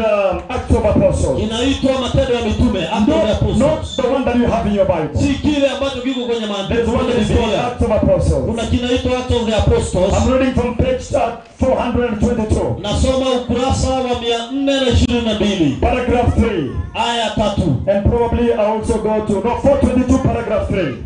Ukurasa 122 aya ya 3. And I also do 423 and paragraph 1. Na nitasoma baadaye ukurasa 423 aya ya Now 1. this is the testimony of Jesus Christ. Huu ni ushuhuda wa Yesu. And this information, Na ujumbe huu you'll find it in the Bible. utaupata kwenye It Biblia. is recorded in the book of Acts chapter number 24. Kitabu cha Matendo ya Mitume 24. Verse number 22 to verse number 27. 22 hadi 27. Acts of Apostles. Matendo ya Mitume 24 chapter. au sura ya Beginning from 24. verse number 22 to verse number 27. 27. Mstari wa 22 hadi We are 27. talking about Tunazungumzia number next, jambo lingine la nne which is another responsibility. ambalo ni jukumu lingine. Announce the judgment of the Lord. Kanisa ambalo limehuishwa hutangaza hukumu za Bwana. We have a responsibility. Tuna jukumu. A church that is reformed and refined. Kanisa ambalo limehuishwa na kuwa na matengenezo. They announce about the judgment hour. Wanatangaza saa ya hukumu. In their talk, they talk about the judgment day. Wanapozungumza wanazungumzia siku ya hukumu. Prepare themselves and others. Wanajiandaa na wadau wengine about the judgment day. Kuhusu siku ya hukumu. A child of God. Mwana wa Mungu. When you hear judgment day, unaposikia siku ya hukumu, what comes to your mind? Ni nini kinakuja kwenye mawazo yako? Unastuka or you get happy? Ama huwa unafurahi? You see, when you hear the day of judgment is coming. Unasikia unajua unaposikia hukumu inakuja. And you know that what you have done, you have not messed anyone. Na unajua katika matendo yako hujakosea mtu. Do you feel happy or you feel sad during the judgment day? Wewe unafurahi ama wewe unashtuka? How many of you are listening to me? Wangapi wangali I want to see if we are together. Nataka nione kama tuko pamoja. Because the way we are squeezed and know it is warm, we might sleep. Tumesongamana na sababu ya joto tunaweza anza kusinzia. Let me check your neighbor if he's sleeping. Angalia jirani yako kama anasinzia. Tell him to stop praying for me. Mwambie aache kutuombea. Praise God. Bwana asifiwe. Now listen to this. Sikiza hili. Judgment hour. Saa ya hukumu. To those that are revived and reformed. Kwa wale ambao wamehuishwa na wamekuwa na matengenezo. It is good news. Ni habari njema. Because that is the day of vindication. Kwa sababu hiyo ndio siku ya the day of vindication. The day they will be declared not guilty. Ni siku ambayo utahesabiwa ya kwamba huna hatia. You know when you walk to a courtroom. Unapoenda kotini. And you know what you did was right, you have no problem. Na ukijua matendo yako ni mazuri hauna shida. And you hear the judgment day is next week on Tuesday. Na unasikia siku ya kutoa hukumu ni Jumanne ijayo. And you feel happy for that day. Unafurahi kwa hiyo siku. Why? Kwa nini? Because that is the day. Kwa sababu hiyo ndio siku. It shall be declared in your life. Ani mwako that you are itatangazwa. not guilty. Ya kwamba huna hatia. But if you did something wrong. Lakini kama ulikosa. And you hear judgment is coming next week. Na unasikia hukumu inakuja wiki ijayo. If it is on Tuesday. Kama ni Jumanne. Come Monday. Jumatatu. You begin to curse why God created a Tuesday. Unaanza kulaani ni kwa nini Mungu aliumba siku inaitwa Tuesday. And so to us who have been saved by grace. Kwa sisi ambao tumeokolewa kwa neema. To us who have been revived and who have been reformed. Kwa sisi ambao tumeuishwa na tumekuwa na matengenezo. Judgment is good news. Hukumu ni habari njema. So we have a responsibility to prepare the people of God. Kwa hivyo tuna jukumu la kuandaa watu wa Mungu. Because of that judgment hour. Kwa sababu ya saa ya hukumu. Now we read the book of Acts chapter number 24. Kitabu ni cha Matendo ya Mitume 14:24. And verse number 22 to verse number 27. 22 hadi 27. But that information, ujumbe huo, in the spirit of prophecy, katika roho ya unabii, it is so powerful and humbling. Ujumbe huo unagusa na unafanya moyo wako. And that is why I count myself blessed to be a member of this church. Na hiyo ndio inanifanya nijihesabu nimebarikiwa kuwa mshiriki wa kanisa. Everything else from me. Chukua chochote kutoka kwangu. But leave me an Adventist. Lakini uniache nikiwa Mwadventist. Bwana asifiwe. Amen. How many of you are proud to be Adventist? Ni wangapi wanajivunia kuwa Adventista? Are you serious? Uko unamaanisha hiyo? Oh, you are raising your hand. I go to another point. Are you happy and excited to be Adventist? Je, unafurahia kuwa Mwadventista? I wanted to check something.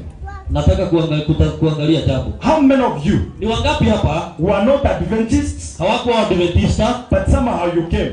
Lakini hapo katikati ukakuwa Mwadventista. That is how I came. Hivyo ndivyo mimi nilijua. And I see those of us who came. Ainua mkono wale ambao hatukuzaliwa Adventista. You were wherever you were. Ulikuwa katika dhehebu yako. And by the way you were there. Na ulikuweko. But you came. Let me say. Lakini ukajiunga na kanisa la Wasalio.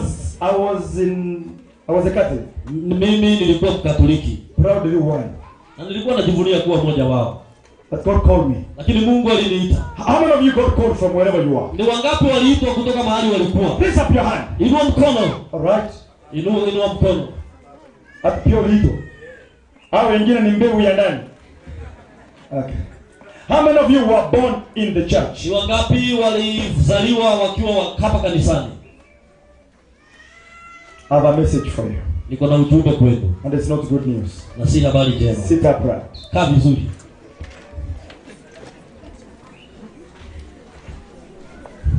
We shall find it. Tutaifikia. Now, sasa a man of God called Paul, mtumishi wa Mungu kwa jina Paulo, he has been arrested and he has been accused. Ameshikwa na ametuhumiwa and is brought before a judge by our governor by the name Felix. Ameletwa mbele ya mfalme ambaye anaitwa Felix. And he knows very well na anajua vizuri that Felix, ya kwamba huyu mfalme Felix, whose wife was by the name Drusilla, mke wake alikuwa anaitwa Drusilla, he knew, alijua that this man had the power to set him free. Alijua huyu mtu ana mamlaka ya kumweka huru, or to pass a judgment and Paul to die, ama kumhukumu na Paulo auawe. That's the story you find in the Bible. Hiyo ndio hadithi unapata kwenye maandiko. You see him coming before Felix. Unaona Paulo analetwa mbele ya Felix. And Paul tries to speak to Felix. Na anajaribu kumzungumzia. Now hear what the spirit of prophecy says. Sikia kile roho unabii inavyosema. Now Paul is before Felix and the wife Drusilla. Paulo amesimama mbele ya Feliki na mke wake Drusilla. And there's also another congregation, the hearers of the case. Na kuna umati mkubwa wanaosikiza kesi. And also the accusers of Paul. Wanamshtaki Paulo waliko pale. Listen to what the spirit of prophecy says. Sikia kile roho unabii inavyosema. I gave you that book, is Acts of Apostles, Kitabu cha Acts of Apostles, page 422, paragraph 1. Ukurasa 422 aya ya kwanza. Paragraph 3. Aya ya 3. And 423, paragraph 1. Ukurasa wa 423 aya ya kwanza. Remember, we are building on a responsibility of the church. Kumbuka tunachoelezea ni jukumu la kanisa. That we are supposed to announce the judgment hour. Ya kwamba tunastahili kutangaza saa ya hukumu. And Paul has an opportunity. Paulo sasa ako na nafasi. Remember, he's a prisoner. Kumbuka yeye ni mfungwa. And he's supposed to argue his case for him to be set free. Anastahili kujitetea ili awekwe huru. But listen to what this man of God does. Sikiza kile huyu mtumishi wa Mungu anafanya. Because Paul is revived and reformed. Paulo yeye amehuishwa na ameanza kuwa. How did he handle the case? Yeye alifanyaje? And the spirit of prophecy says, roho ya unabii inasema, Paul regarded this as a God-given opportunity. Paulo aliona hili nafasi amepewa na Mungu. And he faithfully improved it. Na aliitumia kwa uaminifu. He knew. Alijua. He stood before the presence of one. Alijua amesimama mbele ya mtu who had the power to put him to death. Aliyekuwa na mamlaka ya kumwangamiza. Or to set him free. Ama kumweka huru. Yet, lakini he did not address Felix and Drusilla. Hakuzungumzia Feliki na mkewe Drusilla with praise and flattery. Na kuwasifu na kuwasifu his words. Alijua maneno yake would be to them a savior of life or of death. Alijua maneno yake kwao aidha ni uzima ama ni kifo. All selfish consideration.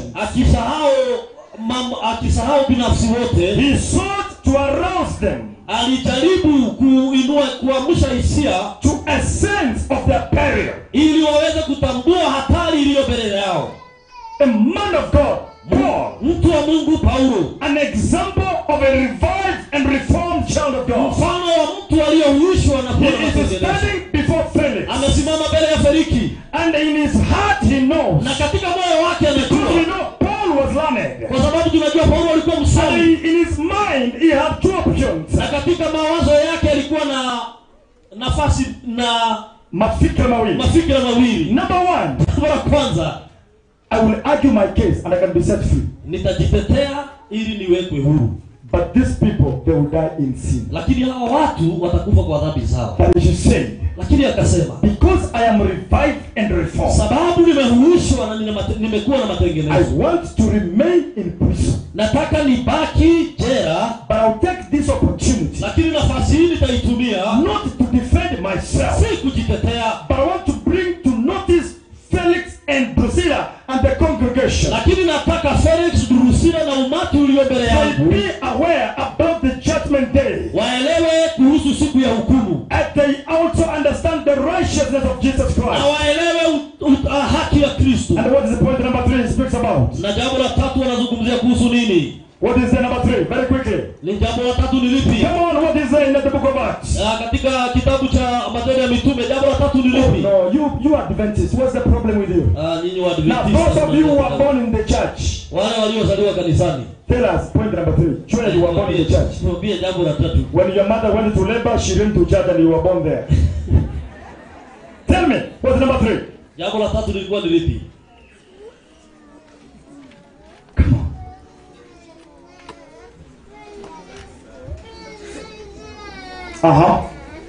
Yes. 24:22. Read. Yes. When which things? Having more accurate knowledge Yes. of the way, Yes. he adjourned the proceedings, and he said, And they say, when Lysias the commander comes down, Yes. I'll make a decision on your case. Can you go to verse number 25? That's what my translator is telling me. Yes. Now as he reasoned about righteousness, Now Paul is reasoning about righteousness. Paulo anaongelea kuhusu haki. That's the word I wanted. Thank you, sir. Sit Na down. kiasi. Mosomari, you see, me and you, we were not born here. But we have these things. Amen. Paul is reasoning. Paulo anazungumza. Remember, he's supposed to reason about his release. Na anastahili kujitetea ili awekwe huru. But he says, Lakini anasema, I don't want to be selfish. sitaki kuwa mbinafsi. He says, Anasema, I would rather remain in prison. heri nibaki korokoroni, But I want to set free people who are chained in their hearts. lakini nataka niweke huru wale ambao wamefungwa minyororo kwenye mioyo yao. Because the chains of Paul were in the hands. Kwa sababu minyororo ya Paulo ilikuwa kwenye mikono. But he said, Lakini anasema, I would rather remain with the chains in my heri hands nibaki na minyororo kwenye mikono, to set free those who are chained in their hearts. ili waliofungwa minyororo kwenye mioyo yao wawe And huru. so he didn't argue about his Na release. kwa hivyo hakujitetea, He awekwe said, huru. Alisema, this is God's opportunity. alisema hii ni nafasi Mungu amenipea I will improve it. na nitaitumia vizuri. What did he do? Alifanya nini? What did he do? Alifanya nini? He began to reason with Felix and Drusilla. Alianza kuzungumza na Feliki na Drusila. He said, Felix, Akamwambia Feliki, let me tell you this. wacha nikwambie hili, Righteousness of Jesus. haki ya Yesu, Self-control. kuwa na kiasi, And the judgment hour. na saa ya hukumu It is something you need to think about. ni kitu unastahili kufikiria. Why is Paul doing this? Ni kwa nini Paulo anafanya haya?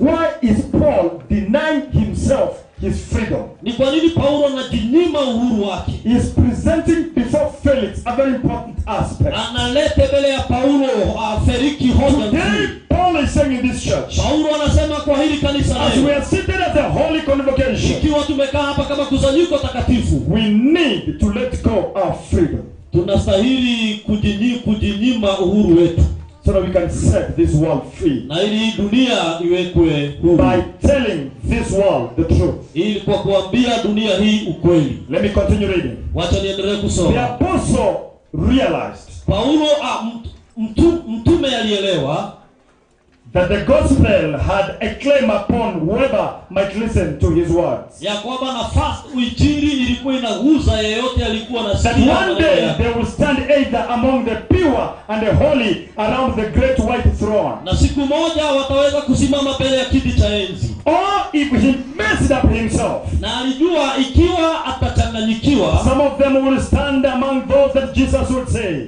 wengine miongoni mwa waliokuwa wakimsikiza watakuwa miongoni mwa wale When Yesu Jesus would atasema, say, depart from me, ondokeni you kwangu nyinyi who have done iniquity. wale mtendao mabaya. And so Paul is saying in his heart, Paulo moyoni mwake if anasema, I don't present the message of judgment today, ikiwa sitahubiri injili ya haki ya hukumu leo, Felix and the wife and the rest of the people, Feliki na mke wake na umati they mwingine might find themselves in the group that Jesus would say, depart from me. wanaweza wakajipata kwenye lile kundi ambalo Yesu atasema ondokeni kwangu. And Paul said, Lakini Paulo anasema, today leo I'll present this message nitahubiri injili hii to help this group of people nisaidia hawa watu, to be among those that God will say, na ili waweze kuwa miongoni mwa wale wataokolewa. come unto me, Njooni kwangu, you who have been saved by grace. wale ambao wameokolewa kwa neema. Amen. Amen. He knew Alijua that he must meet everyone on his heart before the tribunal of heaven must sit. Alijua lazima angekutana na hitaji la moyo wa kila mmoja wetu kabla hukumu haijaanza mbinguni. I don't know if you are following this. Sijui kama mnanifuata. There's no prophecy here. Hakuna unabii This hapa. message is very direct. Ujumbe huu ni wa wazi. Paul is in court. Paulo yuko kotini. There's a tribunal seated.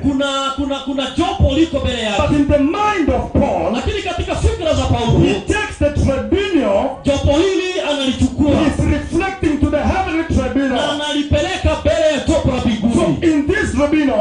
jopo hili. Who is in chain? Nani amefungwa It is not minyororo? Paul. Si Paulo. It is these people. Ni watu hawa. And Drusilla and Felix. Na Drusilla na mfalme. And what does he say? Na Paulo anasema nini? I don't want to be set free. Mimi sitaki kuwekwa huru. I rather remain in prison. Heri nibaki gerezani. For these people to be set Na ili free. watu kanisa. Or elders. Ama wazee. Who are involved in things that cannot even be said in church. Ambao tabia zao ama mienendo yao wanayofanya haiwezi ikasemwa kanisani. And I know if I touch them, I will go on transfer. Unajua nikiwagusa nitapigwa transfer. So what do I do? Nitafanya nini? For me to survive in a town church. Ili nibaki kwenye kanisa ya town.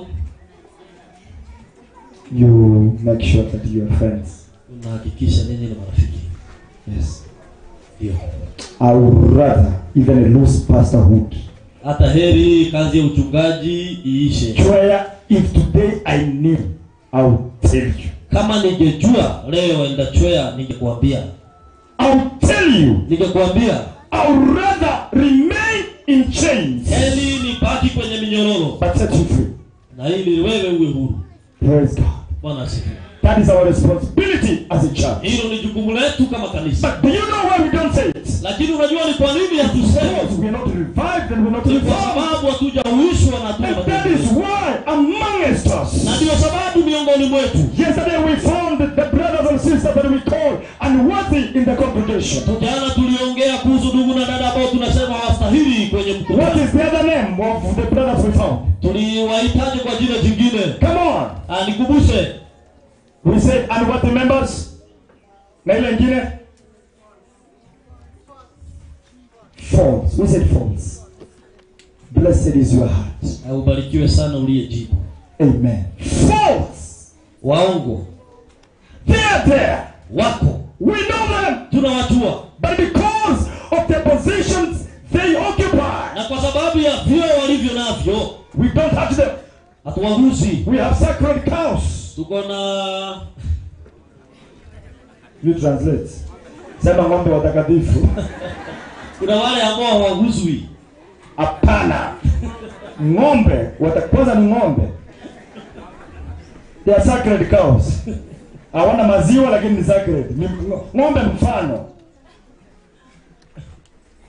Paul says, Paulo anasema, look here. Angalia hapa. I don't want to be set free and leave you like this. Mimi sitaki niwe huru lakini nyinyi mbaki vile mlivyo. Chase me from the choir. Nifukuze kwa kwaya.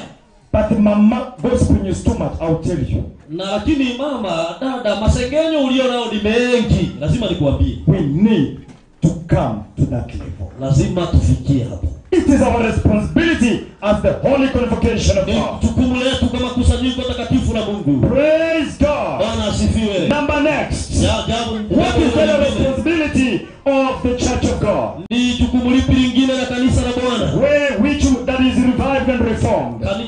Kanisa ambalo limehuishwa na limeongoza na proclaim salvation through Jesus Christ. Tunatangaza wokovu kupitia kwa Yesu. And this is what is indicated in the three angels message. Na huu ni ujumbe wa malaika watatu. Because that is the mission of this church. Hiyo ndio kauli mbiu ya kanisa hili. As we leave this place and we go home, child of God. Hapa na kwenda nyumbani. As we begin another new year from this evening.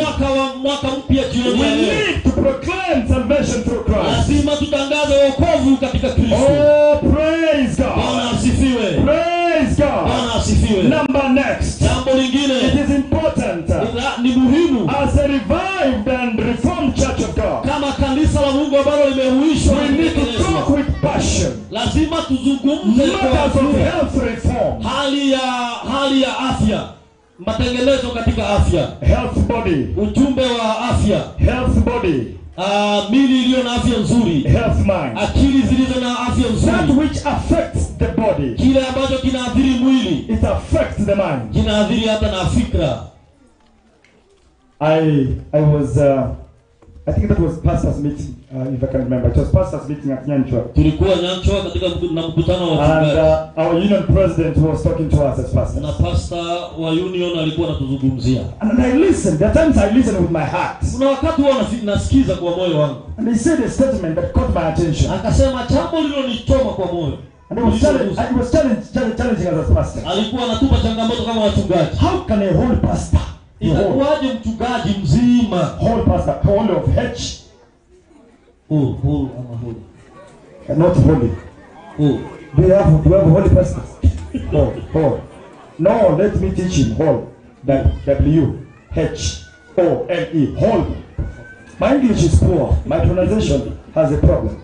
How can a whole pastor, itakuwaje mchungaji, you stand in the marketplace, unasimama sokoni, and you are drinking Coca-Cola, na unakunywa soda ya Coca-Cola, and even when members are passing by, you greet them, na hata washiriki wakipita mbele zako unawasalimia. Hey, how are you? I'm here.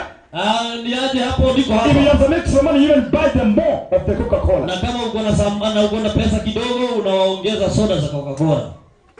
Do you know sometimes how we present this truth about the health messages is funny? Unajua wakati mwingine vile tunahubiri ujumbe wa afya ina you go somewhere, you sit as an Adventist. Unaenda mahali unakaa kama Mwadventista, and then your sister-in-law or your brother comes and says, my brother, now you can't eat chicken, you are an Adventist. Unasema shemeji yako anasema wewe ni Mwadventista, ukuragi nyama, ukuragi kuku. You can't, what can we prepare for you? Sasa ni nini You they already have a conclusion.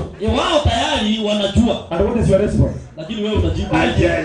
What is your response? Wewe unajibu nini? Ile nyama siku rangi ni mbichi. Ile imepikwa.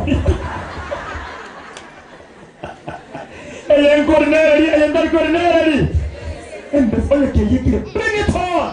Ilete. Unasikia bring it on. Alete. Ile kitu mwingine ya watu wanaona ni gani? Bring ile nilikuwa alikuwa anasema ni gani? Come baby come.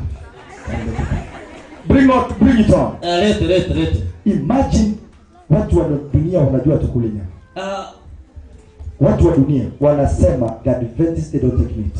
Watu wa dunia wanajua sisi wa Adventista hatuli nyama. Even when they are serving food on the table, they make sure your plate is full of vegetables. Na wanahakikisha wanapokupakulia chakula yako imejazwa mboga. And you begin sweating early. And now the worst that you do. Na sasa jambo mahali unafanya makosa makubwa, you begin attacking the church. Unaanza kulishambulia kanisa because of meat. Sababu ya nyama. How many of you have denied Jesus when there is meat before you? Ni wangapi wamemkana Yesu kwa sababu ya nyama? Tunajua nyama au kikula ikupeleke mbinguni. Ni mafundisho ya wazungu. Nijue wewe angekuwa Mwafrika angeandika hivi vitu. You hear all sorts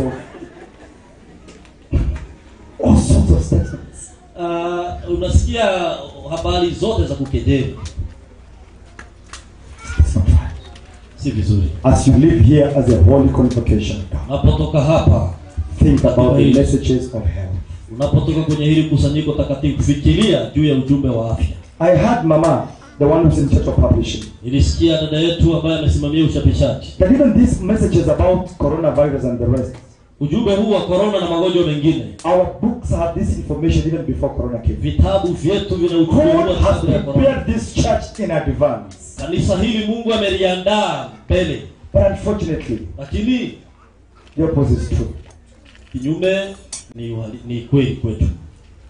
Yes, I know. Najua. You don't stop eating meat for you to go to heaven. Huachi kula nyama ndio uende mbinguni. But because you are going to heaven, lakini kwa sababu unaenda mbinguni utaacha. And there are reasons as to why we are talking about these things. Na kuna sababu kwa nini tunazungumza mambo haya. The meat we are eating are not safe. Zile nyama tunakula si nzuri. They are not safe at all. Si nzuri. They are not. Si nzuri. But when I speak about this, I look very traditional, right? Unajua nikiongea haya na niyahubiri naonekana mshamba. It's like I have no message to preach about. Nikana kwamba sina ujumbe wa. Some of you are thinking, Pastor, forget it, go to another number. Pastor, enda haraka, enda kwa point nyingine. You even hear. Nasikia another one say, mwingine anasema, me I will eat meat, God has not touched me to stop. Mimi nitakula, Mungu haja niguza niache. You want to feel the finger of God on your head. Unataka usikie Mungu akuguze na kidole chake kichwani akwambie wewe wacha. There are several ways God can touch you. Una njia nyingi Mungu atakugusa. He's going to touch you with a very serious disease. Mungu atakuguza kwa ugonjwa mbaya sana. And then you shall be like the snake without wings, and we shall learn from you. Na utakuwa kama yule nyoka tuliona bila mabawa, na utakuwa fuzo kwetu. Let us not go back there.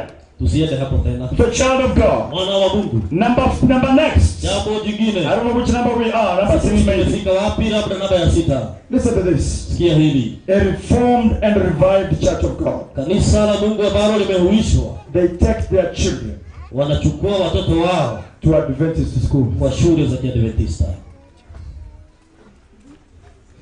I know what is in your mind now. Najua kile unafikiri. Pastor, mchungaji, are you aware how our schools perform? Unajua vile shule zetu zinafanya? How do you tell us to take our schools to? Na unatuambiaje tupeleke watoto hapo? And they are not performing. Na hazifanyi vizuri. Let me ask you. Acha nikuulize. Who performs? The school or the students? Nani huwa anafanya mtihani? Ni mtoto ama ni shule?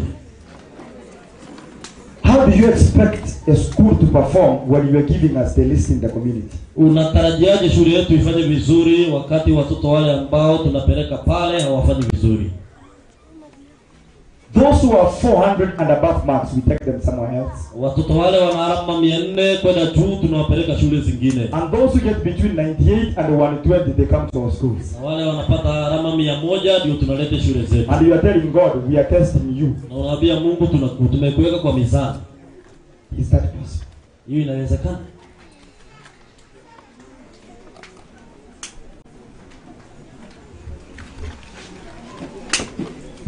A revived child of God.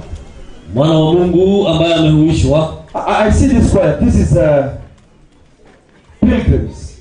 And majority of these guys are from Naps. Yes.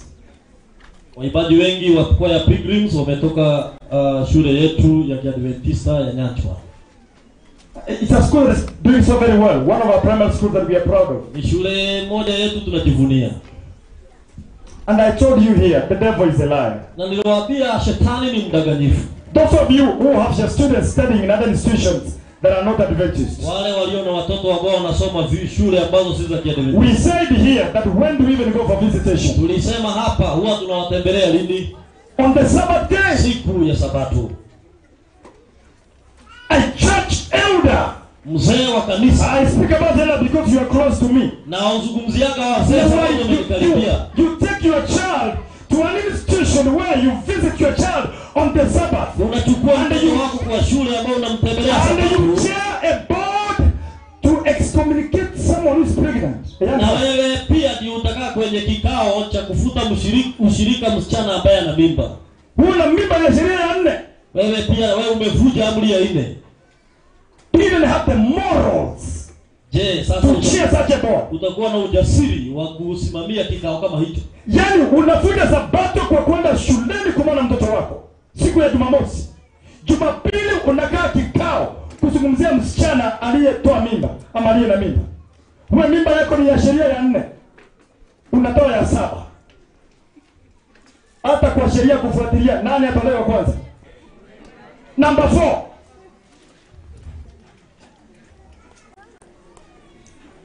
Am I still your friend? Ama tumemalizana?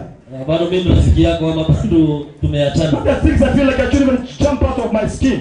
Hii ni mambo ambayo inafanya nisikie kuchemka. And to make matters worse, lililo baya zaidi, you even call your pastor Sabbath in the morning to pray for you. Unapigia pastor simu unamwambia niombee naenda visitation. Pray for pastor, pray for me. I am going to break the Sabbath today.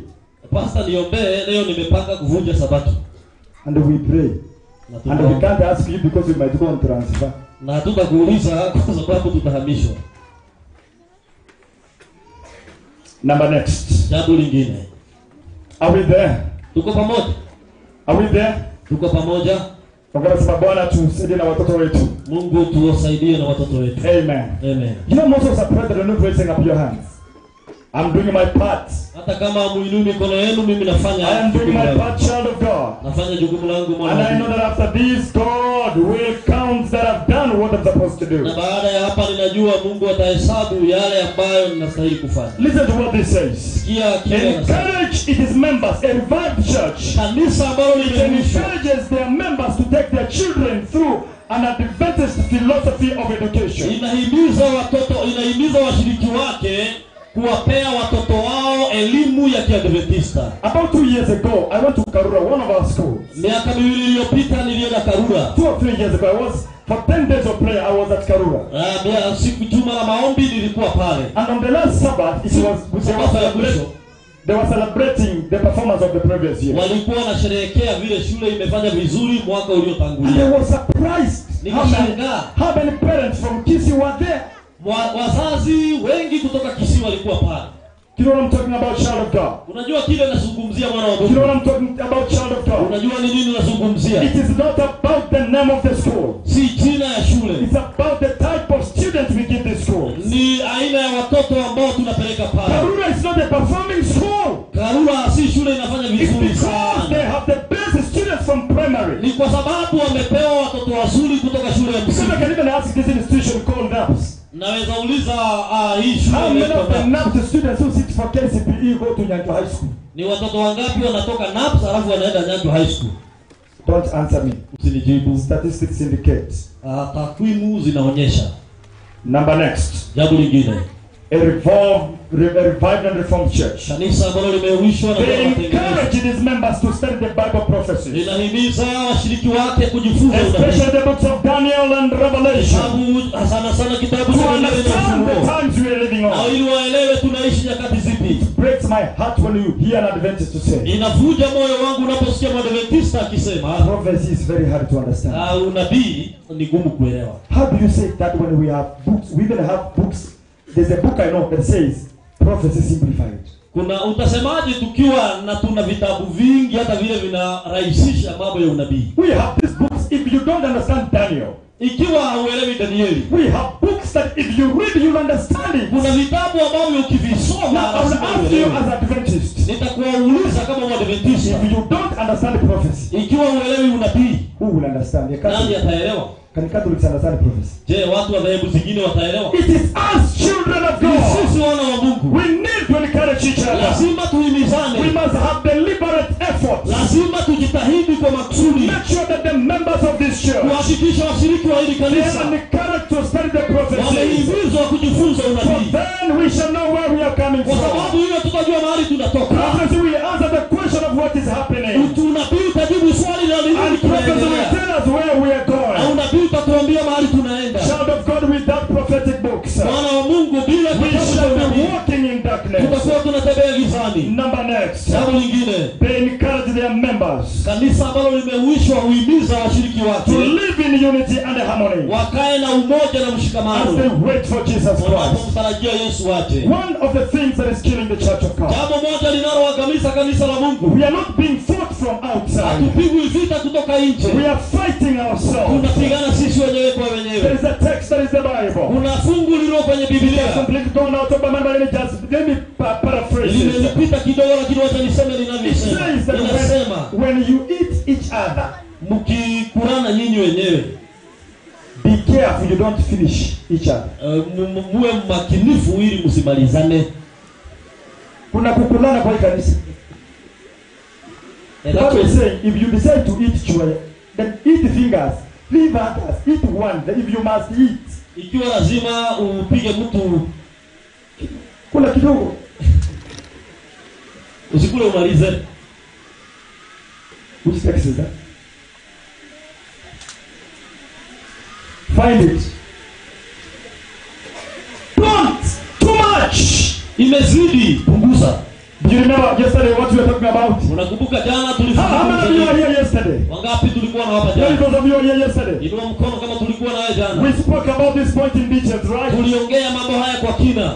How we are assassinating each other. Vile tunamalizana sisi wenyewe kwa wenyewe. And it is very common towards the end of the year. Na inakuanga sana mwisho wa mwaka. If you don't want Nyabuwari to be the church elder. Ikiwa utaki Elder Richard awe mzee wa kanisa, must you assassinate his name? Lazima umharibie sifa. Just because Nyabuwari, more than being an elder, is a husband to someone.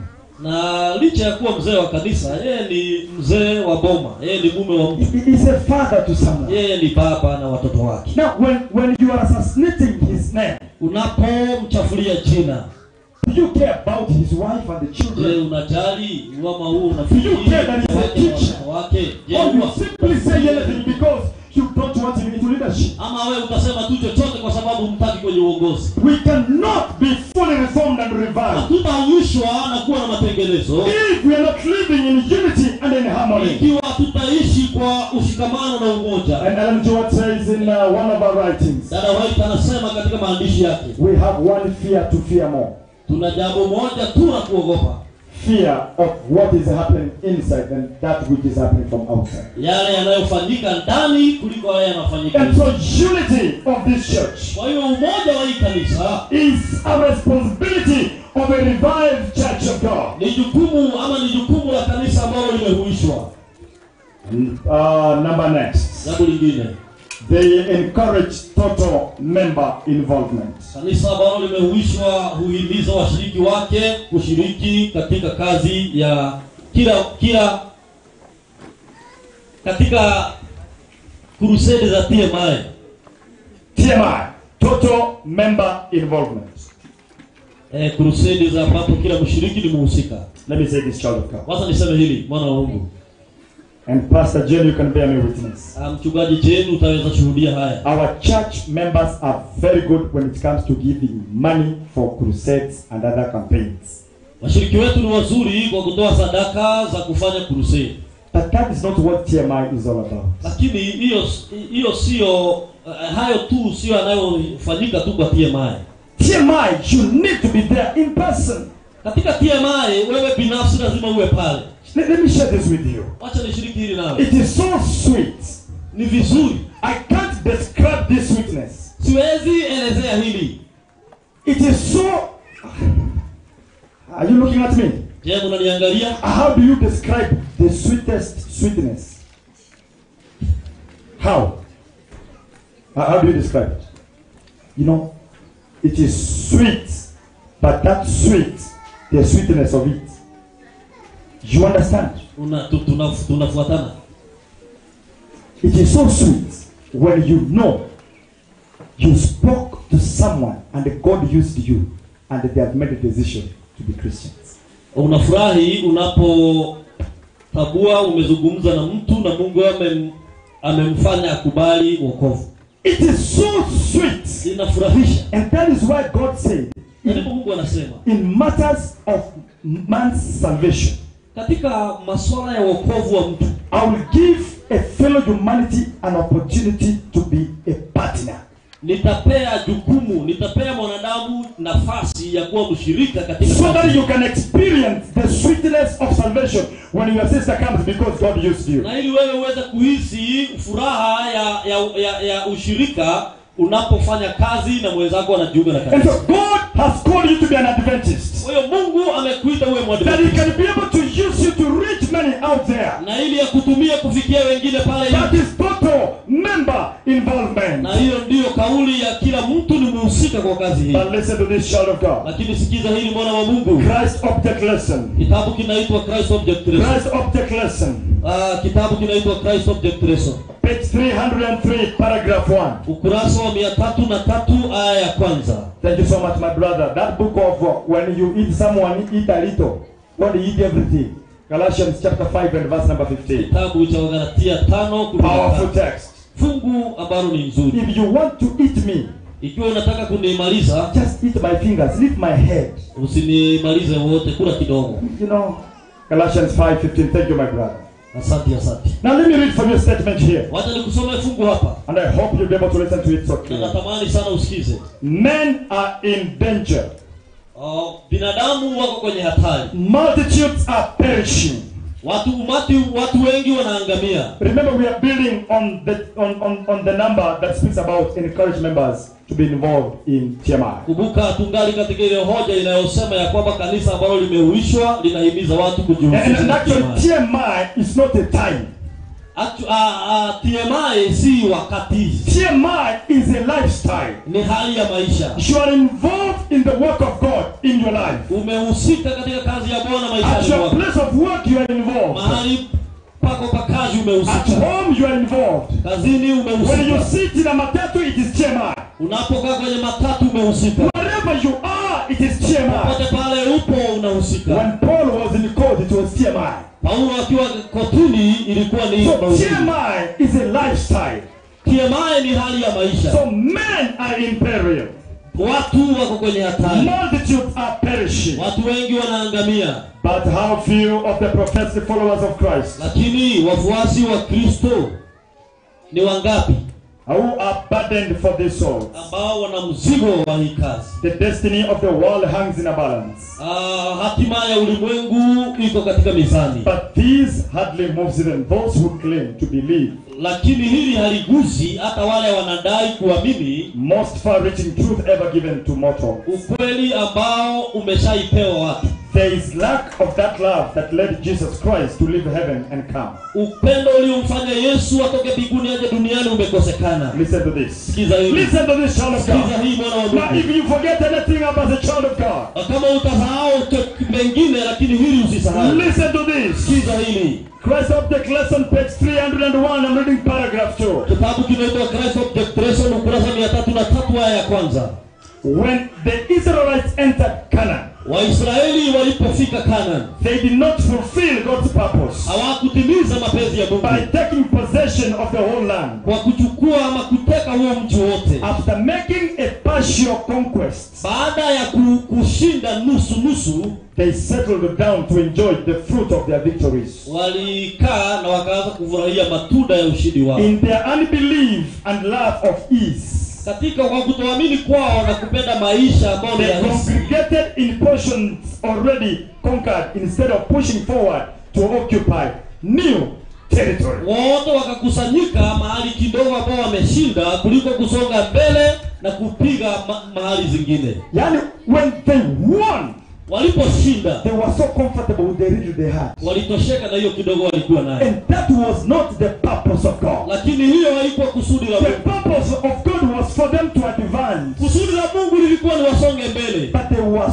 so comfortable with the little that they had. Lakini walitosheka na kidogo walichokuwa nacho. That is the state of the church. Hiyo ndio hali ya kanisa. We are contented with what we have. Tumetosheka na kidogo tulicho nacho. You will hear the elder tell you. Utasikia mzee anakuambia, this church, kanisa hili, we have 1,500 members. Tuna washiriki 1500. In fact, we don't even have a place for them to sit. Hata hatuna mahali yao kukaa.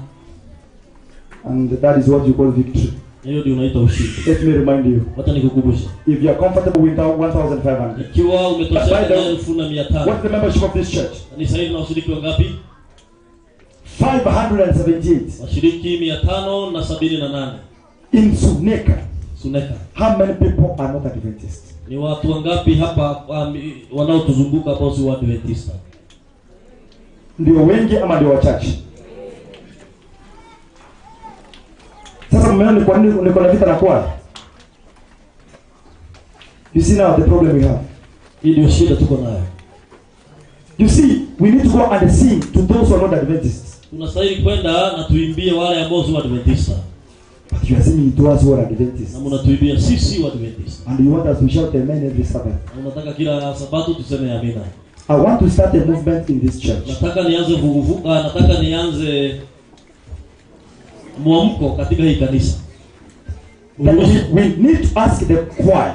Tunastahili kuomba kwaya once in a week, go to the market. Siku moja angalau kwa juma twende pale sokoni. And now with your elders, sing 3 songs. Mkiwa na wazee muimbe nyimbo 3.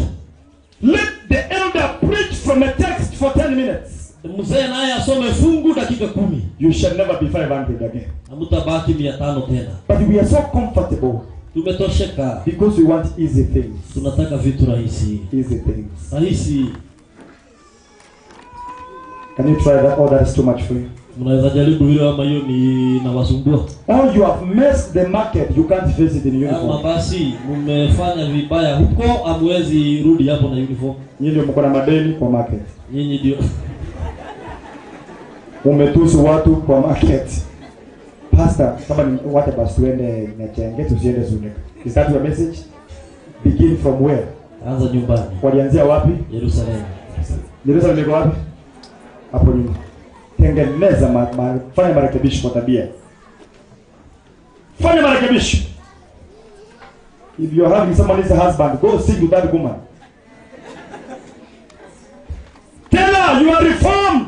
Kwa sababu mwambie umehuishwa. Praise God. Amen. If you have someone as wife, kama umejitwalia Go mke wa preach to mwingine, that husband enda mhubirie mumewe and tell that man I am changed. na mwambie mumewe nimebadilika. That man can be member of this church 572. Anaweza kuwa mshiriki atakayejiongeza kwa We cannot be comfortable with the little that we have. Hatuwezi tosheka na kidogo tulicho nacho. If you are a young person Kama wewe ni kijana and you have 3 girlfriends from Suneka, na una wapenzi watatu hapa Suneka, go sing to all of them. Enda uwaimbie leo jioni. And tell them you are reformed and you are revived. Waambie umehuishwa na umeanza kuwa. Some of us we don't want even for people to know that we are Christians. Wengine hata hatutaki tujulikane ni Wakristo. And that is why when you come to church, hata kama umevaa uniform ya kwaya, na ndio sababu ukija kanisani hata kama una sare ya you kwaya, make sure you've covered with a leso, another one. What is it? Ni baridi. Sio baridi. We know what we are covering. Unajifunika leso, ujifunge, atukizigizia baridi. Because they will ask, does even sing in the choir? Watasema, hata yeye anaiba kwaya. Kwaya nawatumia kwa sababu nawapenda na ni vile mmekaa mbele. Asante. Siku nyingine mkikaa nyuma au not use one as an example. Are we friends? Bado sisi ni marafiki. God bless you so much. Mungu awabariki. It is a responsibility. Ni jukumu. Child of God, let me make a conclusion because of time. Wacha nimalizie nihitimishe sababu ya muda. Let me make this because of time. Kwa sababu ya wakati. A church that is reformed and revived. Kanisa ambalo limehuishwa na limekuwa matengenezo. Sin by its Wanaipa dhambi kwa jina lake. I pray that as we walk out of this naomba tunapotoka hapa, we shall call sin by its right name. Dhambi kwa jina lake. This is the greatest need of the world. Hili ndilo hitaji kubwa la ulimwengu. The want of men and women. Dunia inatazamia kuona who will not be bought or be sold. Watu ambao si wa kununuliwa. Men who in their innermost soul. Watu ndani ya mioyo yao. Listen to this. Are true and honest. Ni watu wa kuaminika. Men who do not fear to call sin by its right name. Watu ambao hawaogopi kuita dhambi kwa jina lake. Men whose conscience is as true as the needle is to the pole. Watu ambao dhamiri zao ni watu waaminifu. Men who will stand though the heavens fall. Watu watasimamia kweli hata kama mbingu zitashuka. That describes the church of God which is revived. Inaelezea kanisa la Mungu ambalo limehuishwa. There's another book I love so very much. Kitabu kingine napenda sana. It is called Still Standing True. Kinasema ya kwamba kinaitwa Standing True. It is written by one of our vice presidents of the General Conference, Imeandikwa Pastor. na kiongozi wa kanisa letu la Kiadventista. I don't know, I'm forgetting his name. He's now retired. He's a retired pastor. Amestaafu, mchungaji mstaafu. He's also written another book called The 10 Commandments and Attack. Ameandika kitabu kingine kinaandikwa 10 Commandments and Attack. But let me just give a small quotation from this book, Still Standing True. Lakini katika hii kitabu chake Still Standing Still, naomba nitoe nukuu moja. And this is what he says. Anasema hivi. We are living at a time. Tunakaa kwa kipindi in the heart's history. Katika historia ya ulimwengu. When moral compromise seems to be the order of the day. Ambapo tabia nzuri zimezidi haribika na imekuwa ni mazoea ya kila siku. Asante. We are living at a time. Tunakaa kwa kipindi when standing true.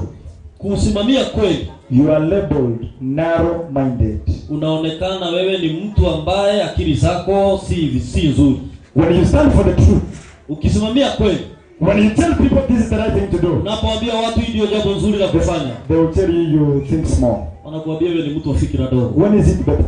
Ni gani vizuri? Afadhali it is better I think small and I please God. Heri niwe na fikra ndogo na nimtukuze Mungu than thinking wide and go to hell. Lakini nilikuwa nikiwaza na mafikira mazuri nielekee mbinguni. This pastor is saying, huyu mchungaji anasema, we are living at a time tunakaa kwenye kipindi when standing true is labeled as narrow-mindedness. Kusimamia kweli inaonekana ya God living na kuishi nyakati za zamani. When you tell someone